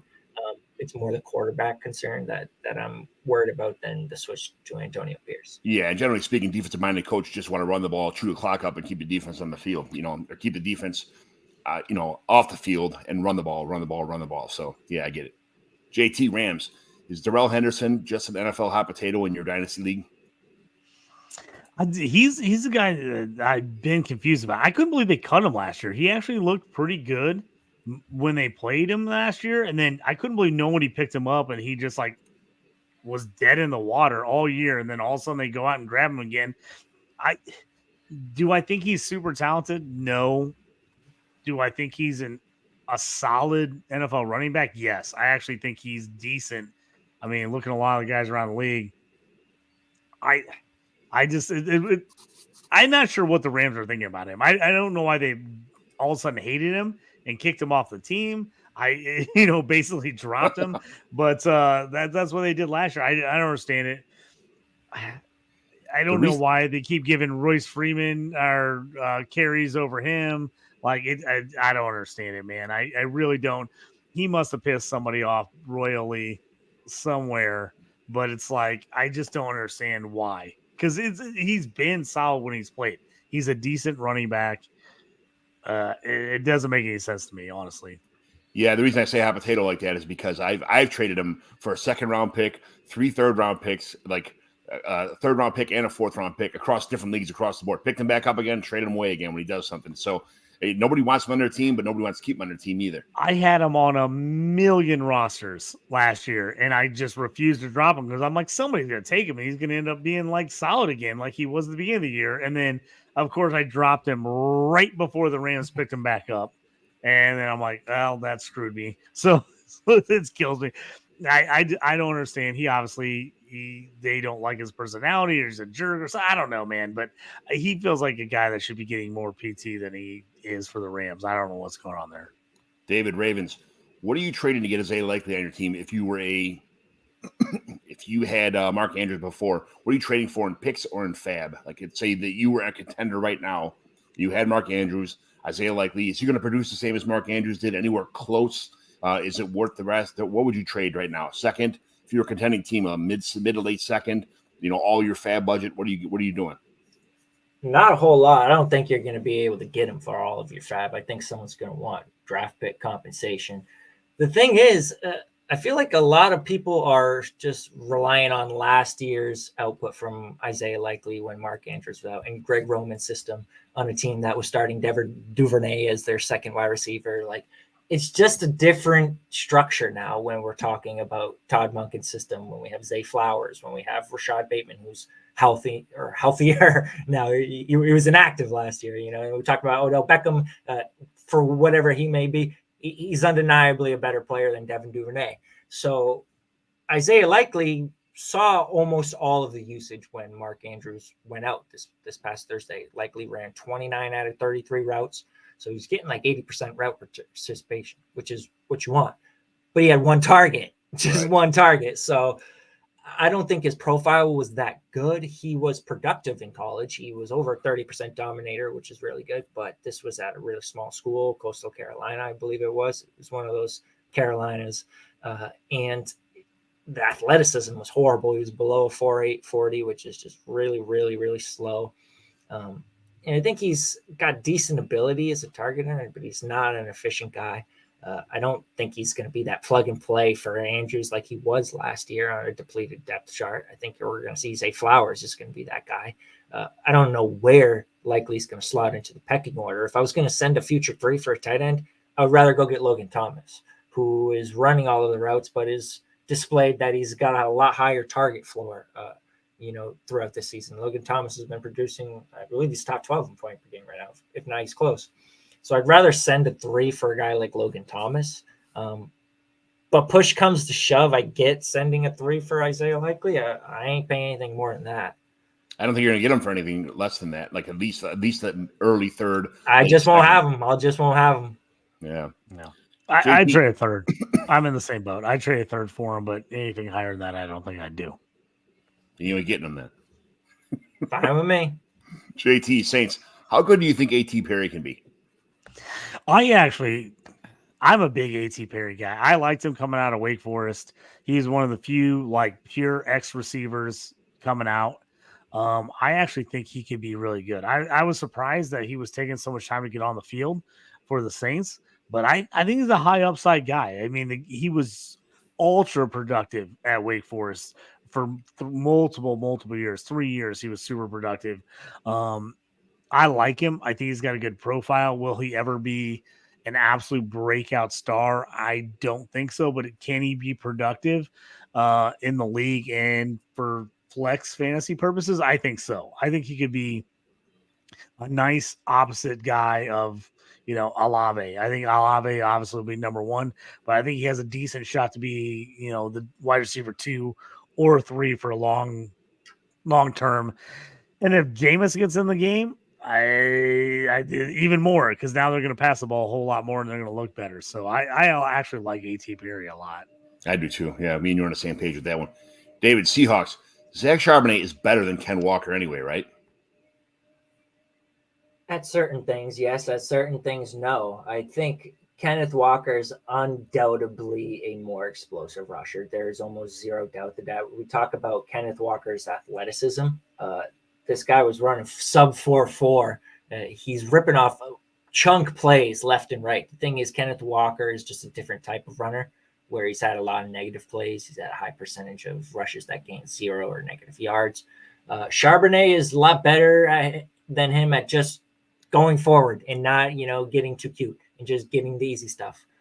Maybe a better goal line back. He's a pass catcher. He's great.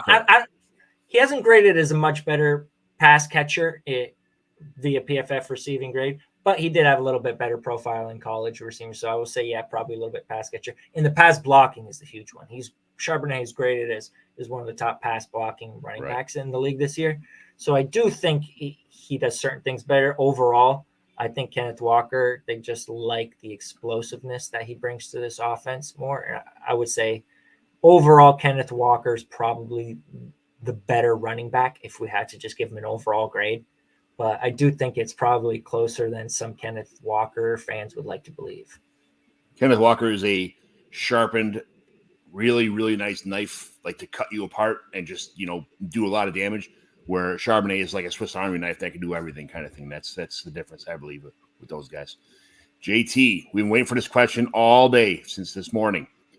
Wait, first of all, who has more passing touchdowns? Is it Zach Wilson, Desmond Ridder, Will Levis, or Kenny Pickett this year? It's definitely not Kenny Pickett. I can tell you that. I've bet the over passing touchdowns on him, and it's been plus money all season, and he has not hit it one time. So I can guarantee you it's not Kenny Pickett. They're all the same, but they're all tied for terribleness. So I know, and that's how trick question, huh? Yeah, exactly. It's terrible. Obviously, I've been fielding text messages and calls all morning.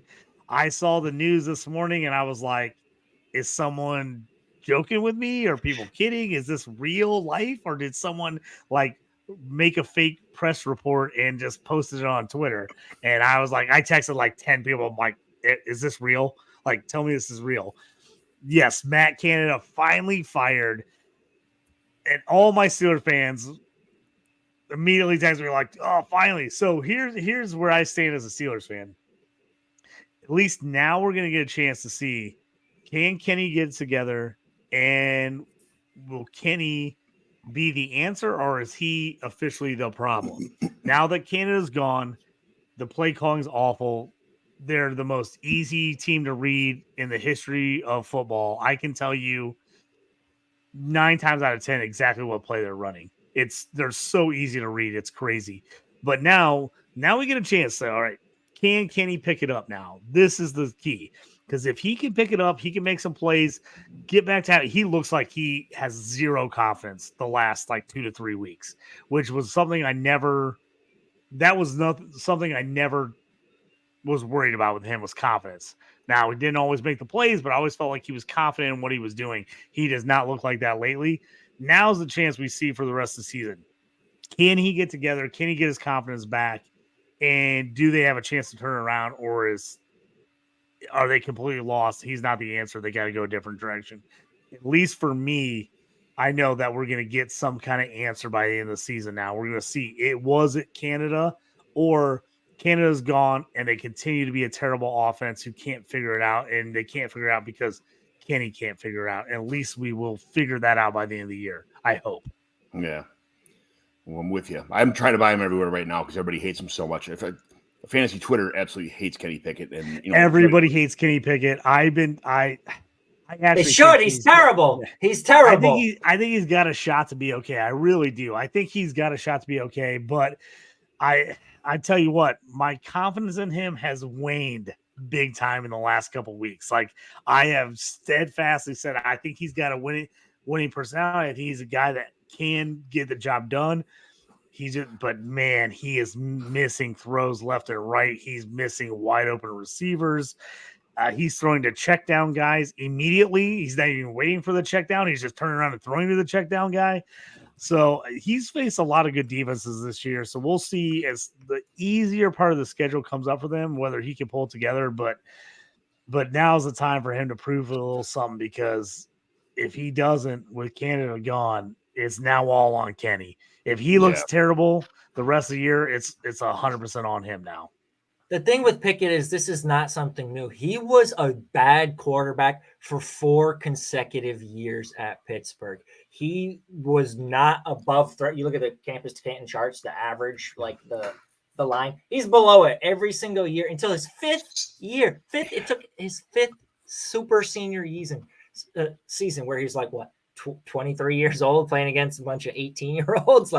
Every other year except for that 5th college year. 5th, not his 4th, his 5th college year. He was bad. And then as a rookie, he had a negative touchdown interception ratio. Just not good. Not good this year. Other than that 1 year in his final season at Pitt, which by the way is not a super powerhouse conference. He has just been a bad quarterback. He broke Dan Marino's single season touchdown record. He broke Deshaun Watson's touchdowns in a season record. So he had, that season was his 5th year. It was good. It was really good. Year. So, but it was at Pitt. Like, we're not talking about Zach Wilson had a great year too at Utah. Like, and we're not arguing, oh, maybe Zach Wilson can turn around. Like, we're just admitting that the overall sample, other than that one final season at a not very strong school, is more indicative than that one final year, in their last year. So I think all of the evidence is pointing to the fact that Kenny Pickett ain't very good, and I think we're gonna find that out pretty quickly. Don't compare him to Zach Wilson, though. It's come on, give him a little bit of credit, but I don't know. Well, if it's a whole lot I'm just glad. Like say. I said, I'm just glad like it happened. Now we're gonna see. Like I Right. said, now it's on Kenny's shoulders. Like if he looks terrible the rest of the year, now everybody knows. Hey, it was Canada and him both. It wasn't. Canada Can we go holding him back back. to real quick? You said don't compare Kenny Pickett to Zach Wilson. What was that trick question you asked 2 minutes ago? Wasn't it that Kenny Pickett and Zach Wilson had the exact same amount of passing touchdowns this year? You compared them. Well, listen. That's right. He got you there. Next question. All right, David, Texans. Is Tank Dell too small to be a long-term dynasty asset? No. Too small, no. We've got plenty of sub 5'10" wide receivers. Jalen Waddles. We look at the world. Hollywood Brown. Too small to no. He's definitely Tyreek Hill, even sub 5'10". Dell is probably the lightest one of the bunch. He's more in that Hollywood range.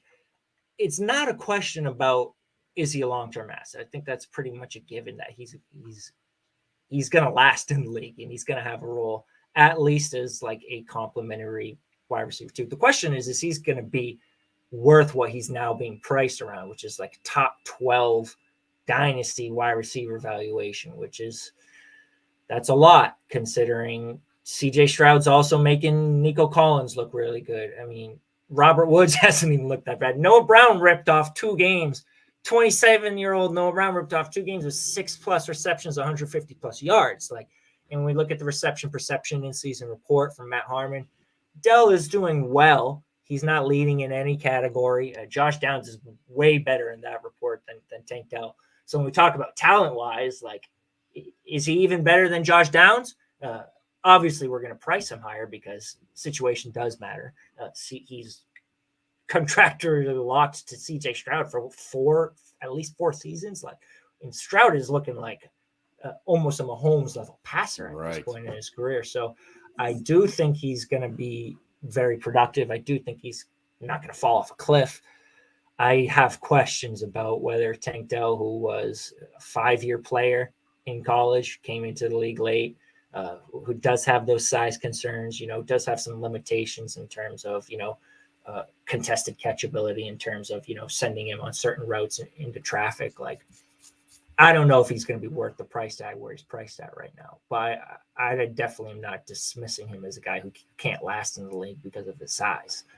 Height is one thing, but when you're small and like the size of like a 3rd grade girl, it's come on, man, this is ridiculous. Well, the difference is you can't just crush players going across the middle anymore in the league. I mean, that's a huge difference. Those guys used to get murdered, and now you can't do that. So those guys like him are not taking the huge hits they used to take, and while they always got hurt, those guys aren't taking those hits anymore. And I think that makes a huge difference in the league. And now the fact that you can't just mug a guy coming off the line, it allows him to get room and get space. To me, it's a totally different game when it comes to wide receivers and size than it was even 5 years ago. I think Devonta Smith broke that barrier of small, even though he's 6 foot tall, he's so skinny. I think a person like him being able to produce at his level, being that skinny, I guess, is kind of broke it for me. To me, rule changes have made a huge difference. I mean, these guys that used to just get beat up, they're not taking the hits. They're not getting beat up. They're not getting mugged off the line. They're not getting bullied like they used to. So these guys are able to use their athleticism and get into space like they did in college. They're able to do that in the pros now, which wasn't the case, back in the day. And to your point, when we talk about that reception perception profile for Dell, his success rate versus press is actually his best success rate in his report. When we talk about his rookie profile, this was before, this is not the in-season tracker, but his rookie profile. He was 45th and 47th percentile versus man and zone, but he was 83rd percentile versus press. So these guys cannot get their hands on him at the line of scrimmage. Yep. Oh yeah, he's a beast when He's he super like, quick. Yep. like we said all the time, if you take his heart out of his body and put it in like Quentin Johnson, like you'd have like the perfect receiver. You'd have like a Calvin Johnson type like animal, like because he's just unfortunately he's got the heart of a lion with the body of a sheep. You know, it's kind of how it works. But it is what it is. JT Titans. Why doesn't Will Levis just throw jump balls at Hopkins every play?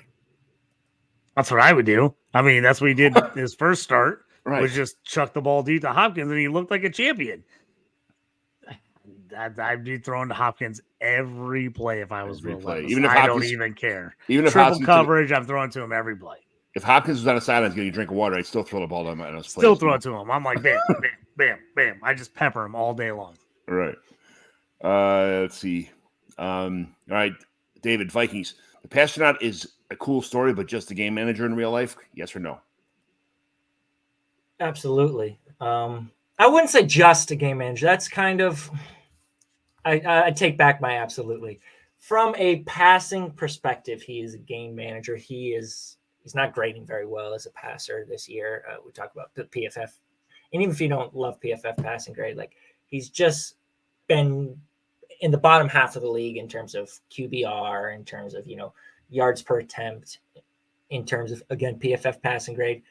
But he does have a lot of off play ability when we talk about scrambling ability. And that makes him more than just a game manager because he can create out of nothing. We talk about rushing yards this year. Only Lamar Jackson and Justin Fields are averaging more rushing yards than Joshua Dobbs. Joshua Dobbs has as many rushing touchdowns as Lamar Jackson. So he is adding a whole nother element as a rusher to the team outside of just, being a game manager. But he's not a guy who's going to elevate your receiving unit as a passer. That's just not who he is. That's why he was a backup until his age 28 season, and why he wasn't drafted high at all. That's just not who he is as a passer. He was a third round pick though, right? Like 318 or something like that, or 319 or whatever. Like, but in 2019, I get what you're saying. He sat at the bench for whenever. And even for quarterbacks, third round pick is not something that I would call a very high pick. He was fourth round pick, so that's I was gonna say he was a fourth rounder. He was on drafted the Steelers. drafted as a backup. He really was basically the third stringer for the Steelers for his entire career until they drafted. I'm pretty sure when they drafted Mason Rudolph is when they moved him. Your boy. Yeah. So when they drafted Mason Rudolph is when they traded him to the Jags, and he had never seen the field for the Steelers up to that point. Like he was a third stringer the whole time. Sorry, JT. You're attached to Miss Rudolph forever now. It is what it is. Oh man, I had such high hopes for Mason Rudolph when they drafted him. I was like, he's better than Baker Mayfield. They got him in the third round. I love it. It's a steal. Yeah, man, that one hurt. That one still burns. Well, for a while you had the first point correct. Yeah, exactly. I'm like, I thought he was Baker Mayfield, so I was like, I'll take him a third. Yeah, I tell you what, he's one of those guys. When he took what game? He took that monster hit. I think it was from Ed Reed in the Ravens game where he literally crushed. I thought he died. Honestly, he hit him so hard. It hit him in the face and he got that concussion. He's never been the same player. And then he was the one who got donked by Garrett. Yeah, he also got hit in the head by Garrett. But that was after that Ed Reed hit. And, he has never looked like the same player after that Ed Reed hit. He got hammered. And it was like his decision-making, his confidence, everything just dipped after that. And I don't know if it was just that play or other stuff, obviously probably other factors, but man, he just never looked the same. He looked really confident, really good up to that point. And he just, after that, it was a mess. All right, that's enough of his. We're on Vikings anyway. We're going to Washington football team now. Sorry, John, I'm just talking. All right, now Washington football team. So, John, give me your question because I know what it's going to be about. Because it's always about the same guy every week. We talk about him every week. This team is not the same without Antonio Gibson, right? It's absolutely not the same team without Antonio Gibson. You got to have Antonio Gibson in there. He's freaking all-star, best player on the team. Ron Rivera needs to be fired, and Antonio Gibson needs to be the featured back for some team in the league. Is Thanks that for the answering. right answer? Thanks for answering the Antonio Gibson Also, question. I'm going to throw back in here on my Commanders. I just got to say this. I had what looked like the greatest bet of all time. I live bet the Steelers, live bet the Bears, live bet the Commanders on Sunday, plus $5,500. Looked like the greatest bet of all time for about 25 minutes. And then everything fell apart and they all lost. It was I was like, this is gonna hit. I'm gonna Should have be cashed out. I'm gonna win like $2,000 on this. This is gonna be amazing live bet. And then it all fell apart and they all lost. And I was like, this is what happens. Real fast. Okay, let's just talk about one game because I've been talking about Twitter this all week long. I'm talking on Twitter about this all week long.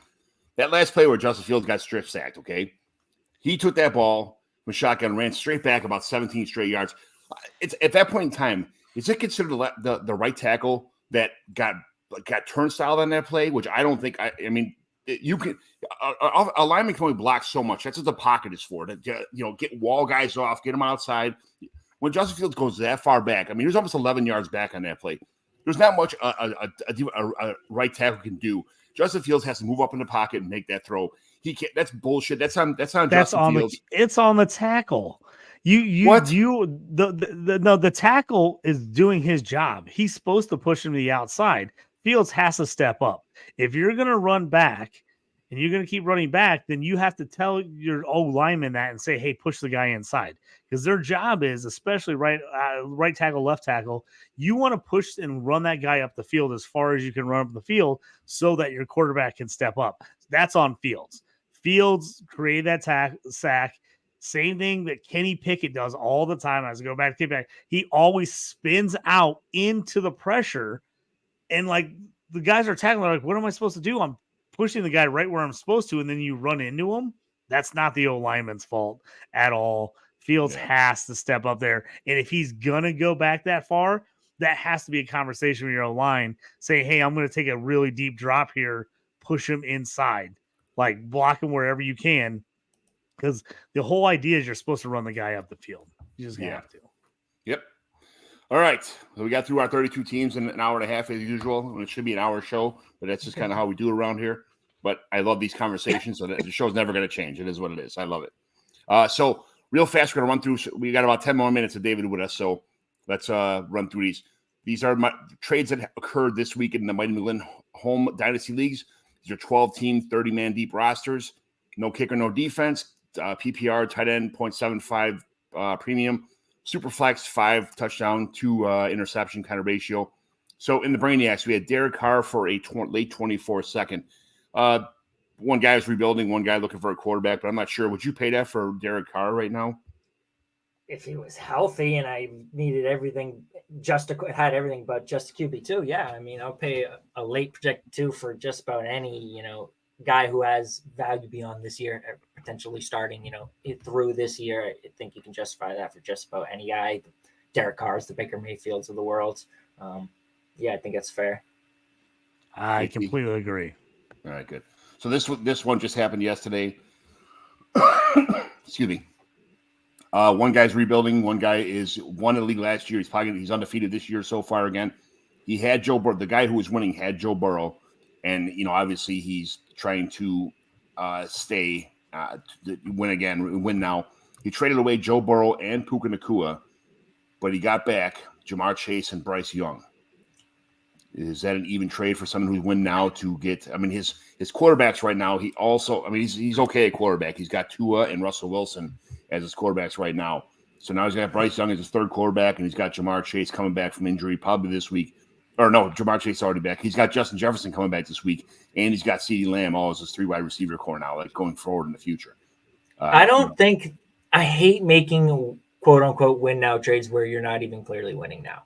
Like I get you're going from Burrow to Bryce Young, whatever. Like Burrow's not going to help this year, but Bryce Young could still be a bust. And is Jamar Chase even going to outscore Puka Nacua the rest of the year? Like, we don't even know that. So now you're just trading out Chase for Puka, or you're trading Puka for Chase to go from Burrow to Bryce. Like, that could blow up in your face big time if Bryce Young doesn't work out. Like if I'm trading away Joe Burrow in a contending trade, number one, I'm keeping Puka Nacua.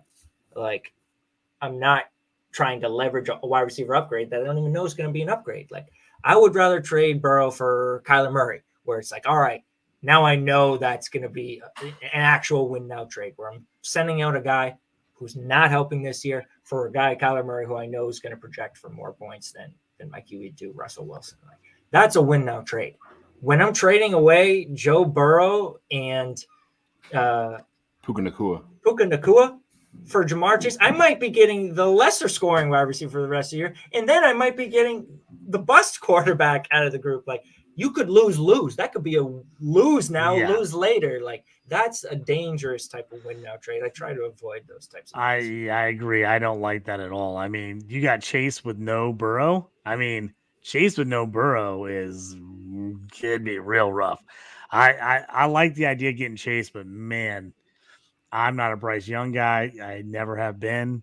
I don't like that trade at all. I really don't. Yeah, it probably looks okay in a win now, right now for the next couple of weeks, maybe, but long term, I don't like that dynasty. I don't like the guy that got Burrow and Puka. I think that's a hell of a move. Big upgrade. I like that big time.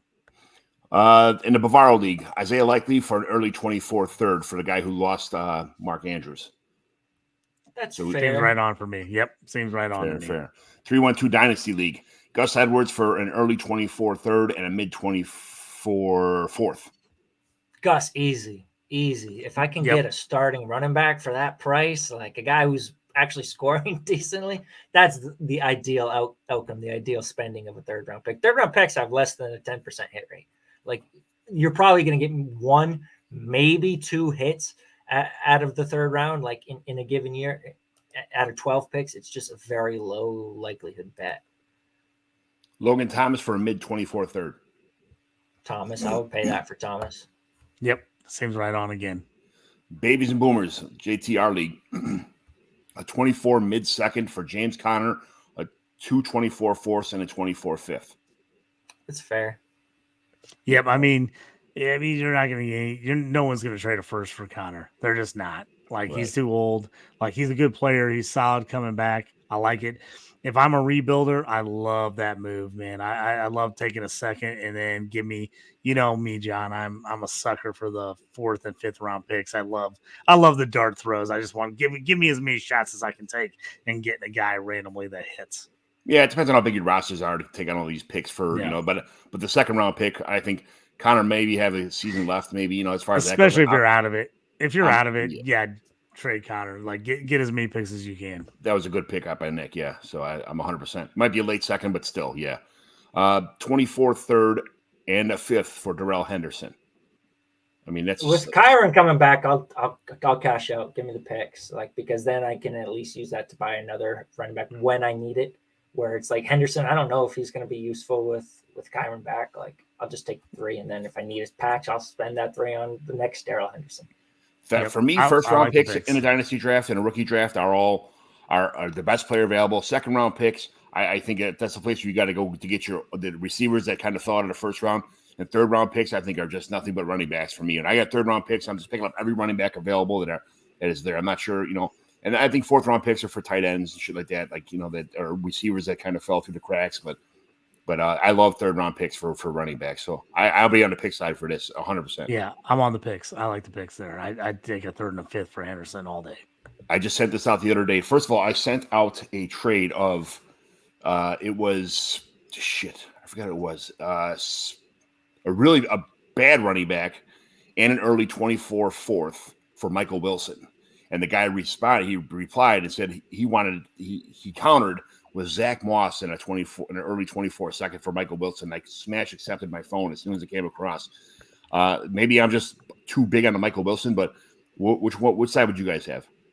I'll take the early 24 second. I'm not a believer in Michael Wilson. No, it's 24 fourth. Oh, see, fourth? That's a big difference. Yeah, that's a huge difference. 4th, I'm taking Michael Wilson over a 4th. Yeah, Wilson was like an early 4th round pick. He was like late 3rd, early 4th. Yep. Yeah, and he's decent. I would think if you're gonna sell, you at least want a 2. I think he's got upside. I like Wilson for that. If you were going to tell me the second, I want the second because I tell you what, I'm going to try to acquire every second round pick I can this year. I think there's going to be a lot of wide receivers in that early second this year that I like. Yeah. All right. So real fast, thanks for going through the trades with me, guys. We got to go. I'll let you comment first on this, David. Every week we evaluate a Mighty McGlynn home league team to decide if it's a simple remodel or a full-scale rebuild. These are 12-team, 30-man leagues, no kicker, no defense, super flex, 5 and 2 touchdown interception, full PPR, 1.75 for tight end PPR. What are the biggest needs of this team? When you look at this team, what direction do you want to go and why? This team now is 4-7. Probably won't make the playoffs now because the division winners are the first 4 player spots, and the other 2 teams are the teams with the most points and get the last 2 wild cards. So it's not just other division stuff; it's most points. I don't have the most points to get the wild cards, and I'm not winning my division the way it looks. I have a 24 third, and all of my 25 picks after that. I have nothing else besides the third next year because I'm kind of considered win now, but I'm not winning now, unfortunately. What am I trading for? What am I trading away? What am I doing? Am I just going to keep building on this team? And what can I get rid of to improve this team? So, David, looking at this team, I'll share it on for everybody to see. But looking at this team, what do you think I should be doing here? You could start off the. Yeah, so I can't see your whole entire pick collection. I can see the whole roster though. With this team, we're like you said, 4-7. Your playoff chances are pretty much gone. Like even if you go 3-3 you need to get there on points. And even if you went 3-3 and 7-7, maybe it gives you a chance, but that's only an outside chance. So for the podcast audience here, I'm just going to go through my team real fast. I have my starting quarterbacks are Patrick Mahomes. I got Javonte Williams, Josh Jacobs, Devonta Smith, DJ Moore, Deontay Johnson, Luke Musgrave, Jerome Ford, Chris Godwin. Those are my 2 flexes, Jerome Ford and Chris Godwin. And then I have Josh Allen as my super flex. On my bench, I got Sam Darnold, Roshan Johnson, Kenny Gainwell, Antonio Gibson, of course, on every team, Rico Dowdle, Michael Carter.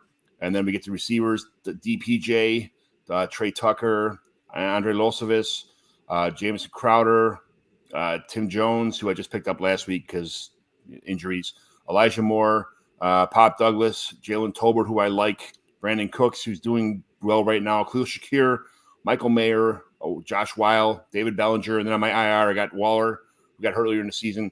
Deshaun Watson is my third quarterback who's out. Benjamin, Zonovan Knight, Greg Dulcich, who's hamstring or killing him his whole life. Julius Chestnut and Bryce Ford Wheaton.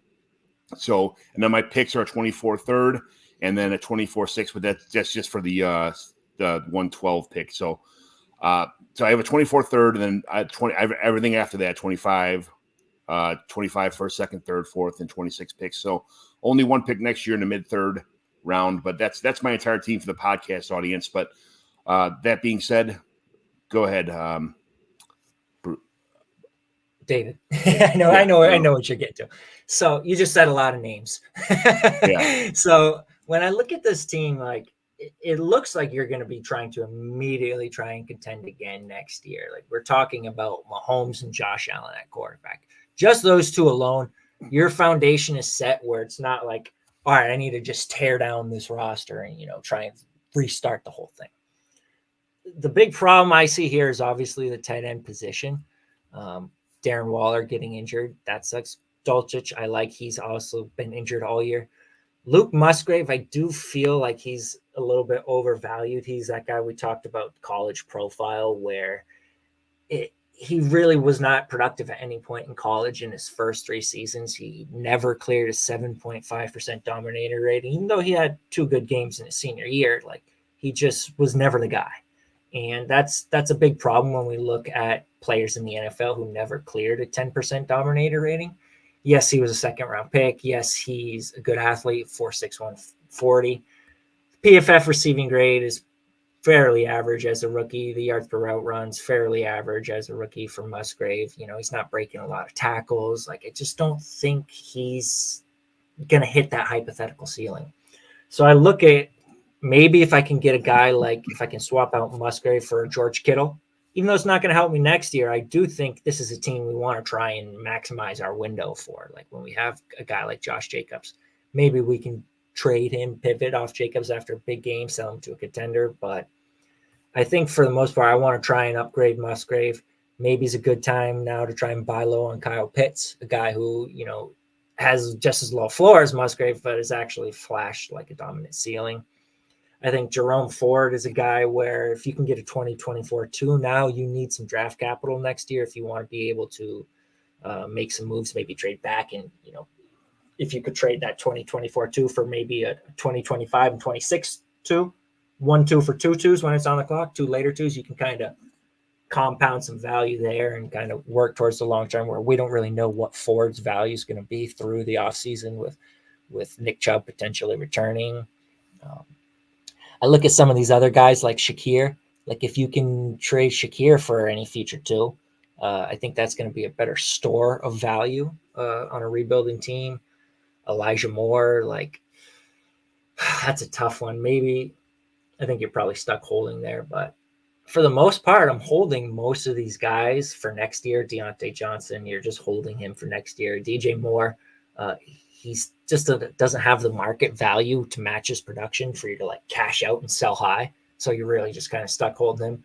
Devontae Smith, I know you've got the not for sale. I think that's why this team is 4-7. If we're being completely honest, man, like Devontae Smith should have been for sale this entire season. Like he was a guy who was holding a top 10 dynasty wide receiver valuation and just not producing anywhere near it. Like if you could have pivoted from Smith to a Michael Pittman plus, pick up some draft capital, pick up maybe another running back, I think this team could have had a chance. I think you need to remove that not for sale tag. I think you need to field offers I'm not saying just go out and panic sell Devontae Smith, but if somebody wants to overpay for a guy who's the wide receiver 2 on his own team, a guy who really is not offering different making production. We look at this year, where's Devontae Smith at points per game? I'm going to have to scroll a little bit because I'll tell you it's below the Michael Pittmans of the world. Maybe Chris Olave. I don't know if you can still get Olave in a 2-3 swap. That would be an easy swap I think you could make there. But we look at Smith, 13.5 points per game this year. That's just not – that's not going to do the trick. I think maybe if you could go after a guy who would have a really high ceiling next year, like Garrett Wilson, maybe sell Devontae and Jerome Ford for a Garrett Wilson. You might even be able to sneak in like a future 3 there. I think with Rodgers back, Garrett Wilson could really be like an 18-plus points per game guy. And I think we don't really know if Jerome Ford is going to have any value next year, even though I kind of like Jerome Ford. I think he's athletic. He's decent. He should maybe be their kind of bridge starter till Chubb gets back. But other than that, man, I think you're pretty much holding. I think it's a good team. I don't think it's a terrible team. I think it's got a bright future with Mahomes and Josh Allen at QB. Just had another trade go through right now. Tyler Lockett in the 3rd for Gardner Minshew. So that's I like the Lockett side for sure. Yeah, I'd take Lockett in 3rd. I mean, if you need Minshew, I can understand you need QB there. I'll go real quick on this team, John. I actually like this team. This reminds me of a lot of teams I have this year that just like a Jacobs and a Javonte just didn't get off to a great start. I had a bad record, even though I liked my team. Guys just didn't kill. Deontay, IR early. This feels like a good win now team to me. I like it. I think even if you don't make a single move, I think this is a competing team next year. I really do. I think you got good solid things. For me, and this is just me personally, I know I'm in the dynasty I'm down on this one, but I'm out on Deshaun Watson. I just don't think he's coming back. I don't think he's ever going to be a top 10 guy again. If I can move him to a team that needs a QB and I can get some draft capital or something else, I'd be willing to possibly move him. I know he's your QB3, and so it's always hard to kind of move your QB3 in a super flex league. But if you got a team that's like tanking and looking to like take points off their team, he's a guy I would maybe move. I would look to say, hey, like, can I get a running back or a wide out, or even like, if I could get another wide receiver and a draft pick for him, I would do that. If I get like a second and a decent wide receiver for him, I would possibly look at move. That's kind of where I'm at. Your tight end is weak, but I also think you're young. I like Mayer coming up. Musgrave, I like David said, he's a big question mark. The guy just, he's got a ton of ability, but just never has proved it. Was hurt pretty much his entire college career. So we just don't know what we're going to get out of him. Waller, everybody loved Waller coming in. He's been injured like he has been the last couple of years. So we're going to elaborate. Maybe, we're going to elaborate the rest of this roster real fast, but David, I know you got to get out of here. You want to just see yourself out real fast? Kind of. I know you got a hair. Yeah, no, but I said 210 because I'll be done. You're good. John, I'll say I'm done. That was my my whole thing on the team. I actually like the team. I think it's good. Tight end, maybe. If I could move Deshaun Watson for a tight end or a wide out and a pick, that's what I would do. But I like the team. I think you're in contention next year. Thank you. It's a very good team. I think it's in good shape overall. But yeah, I do have to go. I do got to get my hair cut today at 2:30, and it's an appointment, so I don't want to cancel that. But yeah, thanks again for having me, guys. Like I said, if you want to follow on Twitter, you can follow at Guru Fantasy World. If you want to go to the website, gurufantasyworld.com, you can find everything there. Thank you very much. These shows are, generally speaking, me and JT say all the time, it's supposed to go an hour, and they go like 2 hours, and it is what it is. But I have a good time doing it. I appreciate everybody coming in. So, David, thank you so much for spending the 2 hours with us this morning. Probably a little longer than you wanted to spend, but I really appreciate you coming on today, man. Thanks for making the Commissioner Evaluation Show, successful and what I like to do on my, my show. So, thanks a lot. I don't mind spending the extra time. I'm very good at dragging conversations out. I think you guys all know. Good. You're going to have me on more of these day shows. Me and JT like to talk. You got nothing but time. We got time too. All right, guys. Thanks again. Take it easy. Thank you. Yeah, appreciate it. No, but JT, I 100% agree with you. I like my team. And the thing is, people say, just trade this guy away or trade that guy away or do this or do this. The problem is, I don't want to hate my team to have better players on there sometimes, or like someone I enjoy fantasy football. I enjoy football. And I'm not a homer for all my guys either. I have a very diversified portfolio for across all of my leagues. But I like my team. Sometimes things just match where your quarterbacks go with your running backs, your wide receivers go with your tight ends. And sometimes you have to have a balanced team on there. It's not easy to just trade stuff away and go. Sometimes you make vertical moves or lateral moves and they end up biting you in the ass because someone's on a bad offense or, just because of, where they're, where you think they are, or, you got to kind of do your homework and make sure you're making the right trades for your team's chemistry, I agree. See, I think too often people panic move. They I got to trade all these players away because I didn't make the playoffs this year. Okay. So were you in a bad division? Did you have a lot of tough matchups? Did guys just not perform where you thought they were?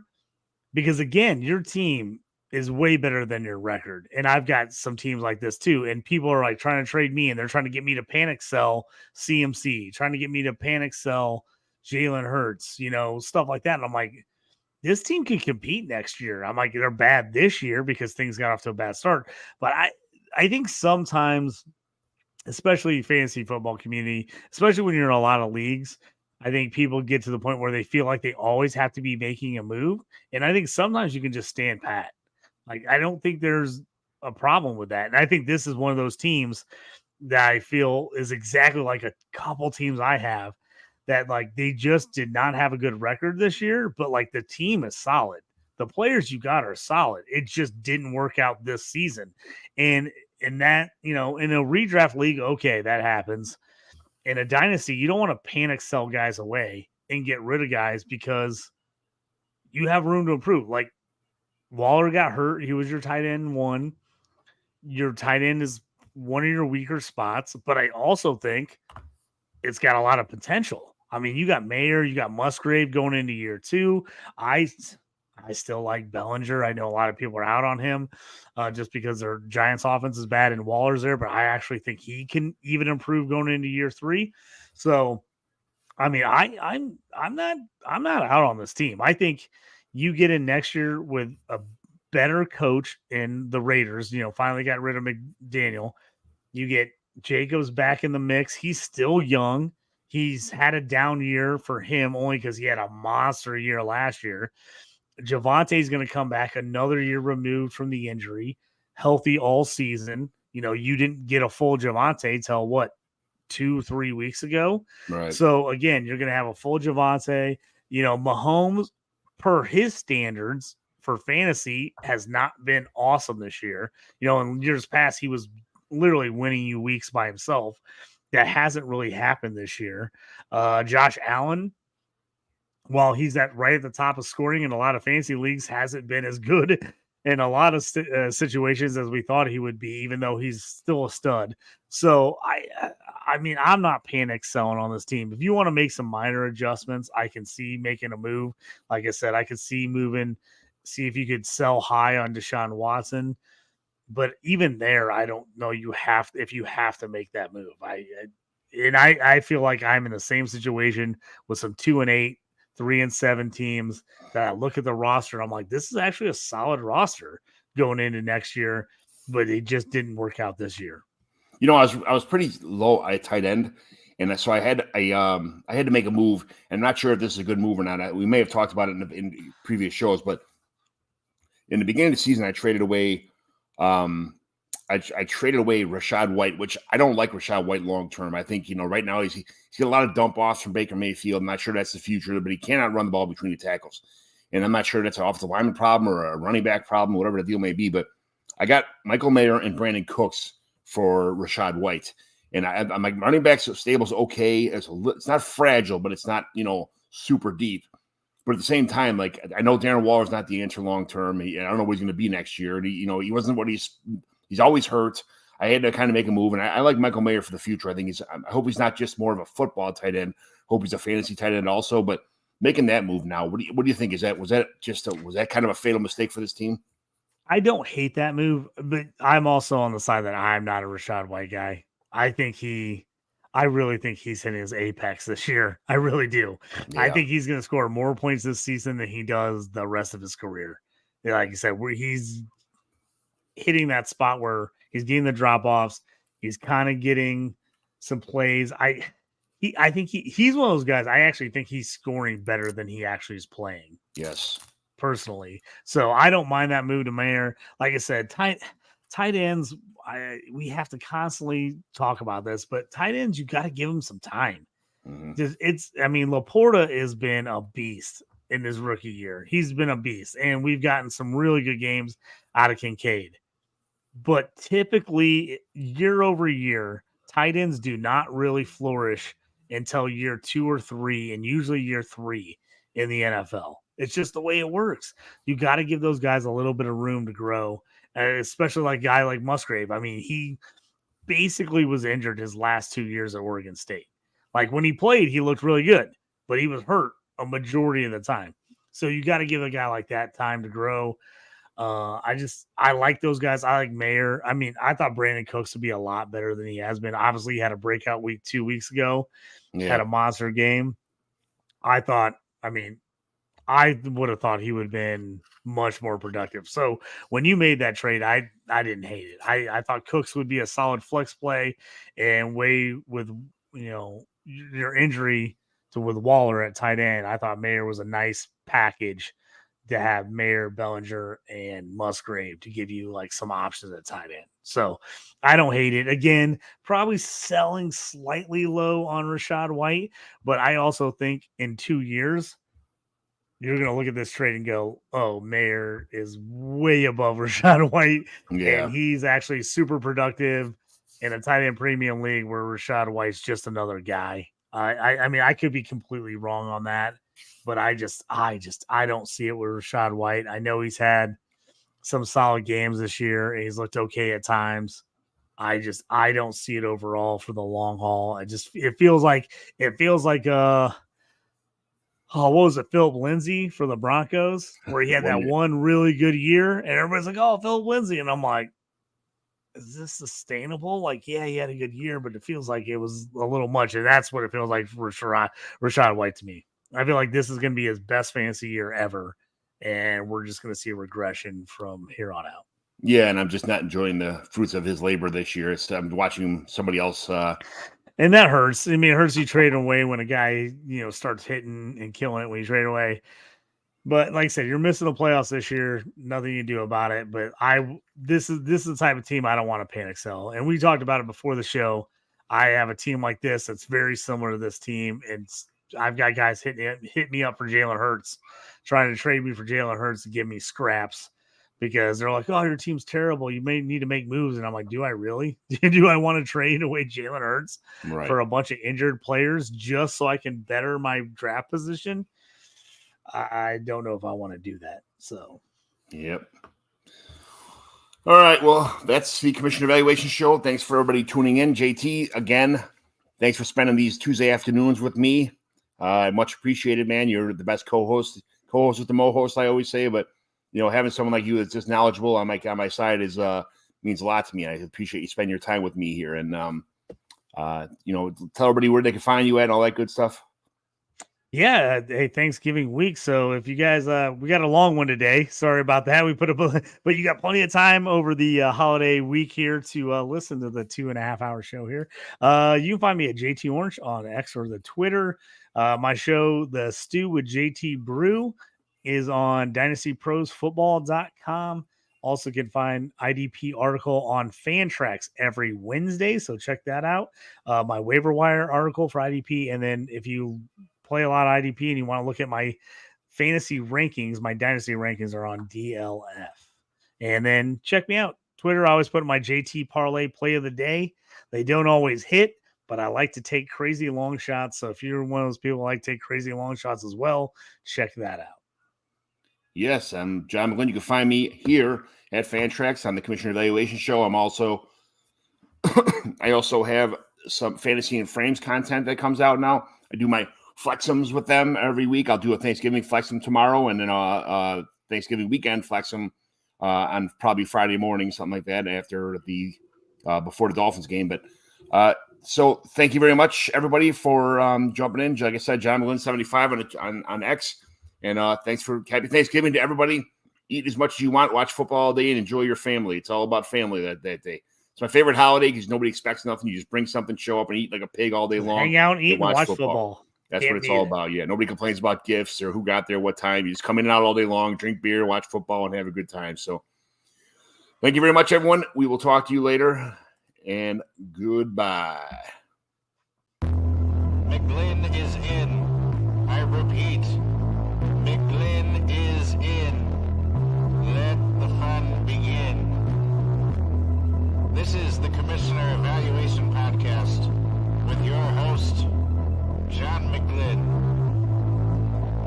Is that Herms? He got them guests on the Rolodex, stopping by to talk about some Dynasty Superflex. Everybody, commish is in. It's time to sit down to listen to John McGlynn.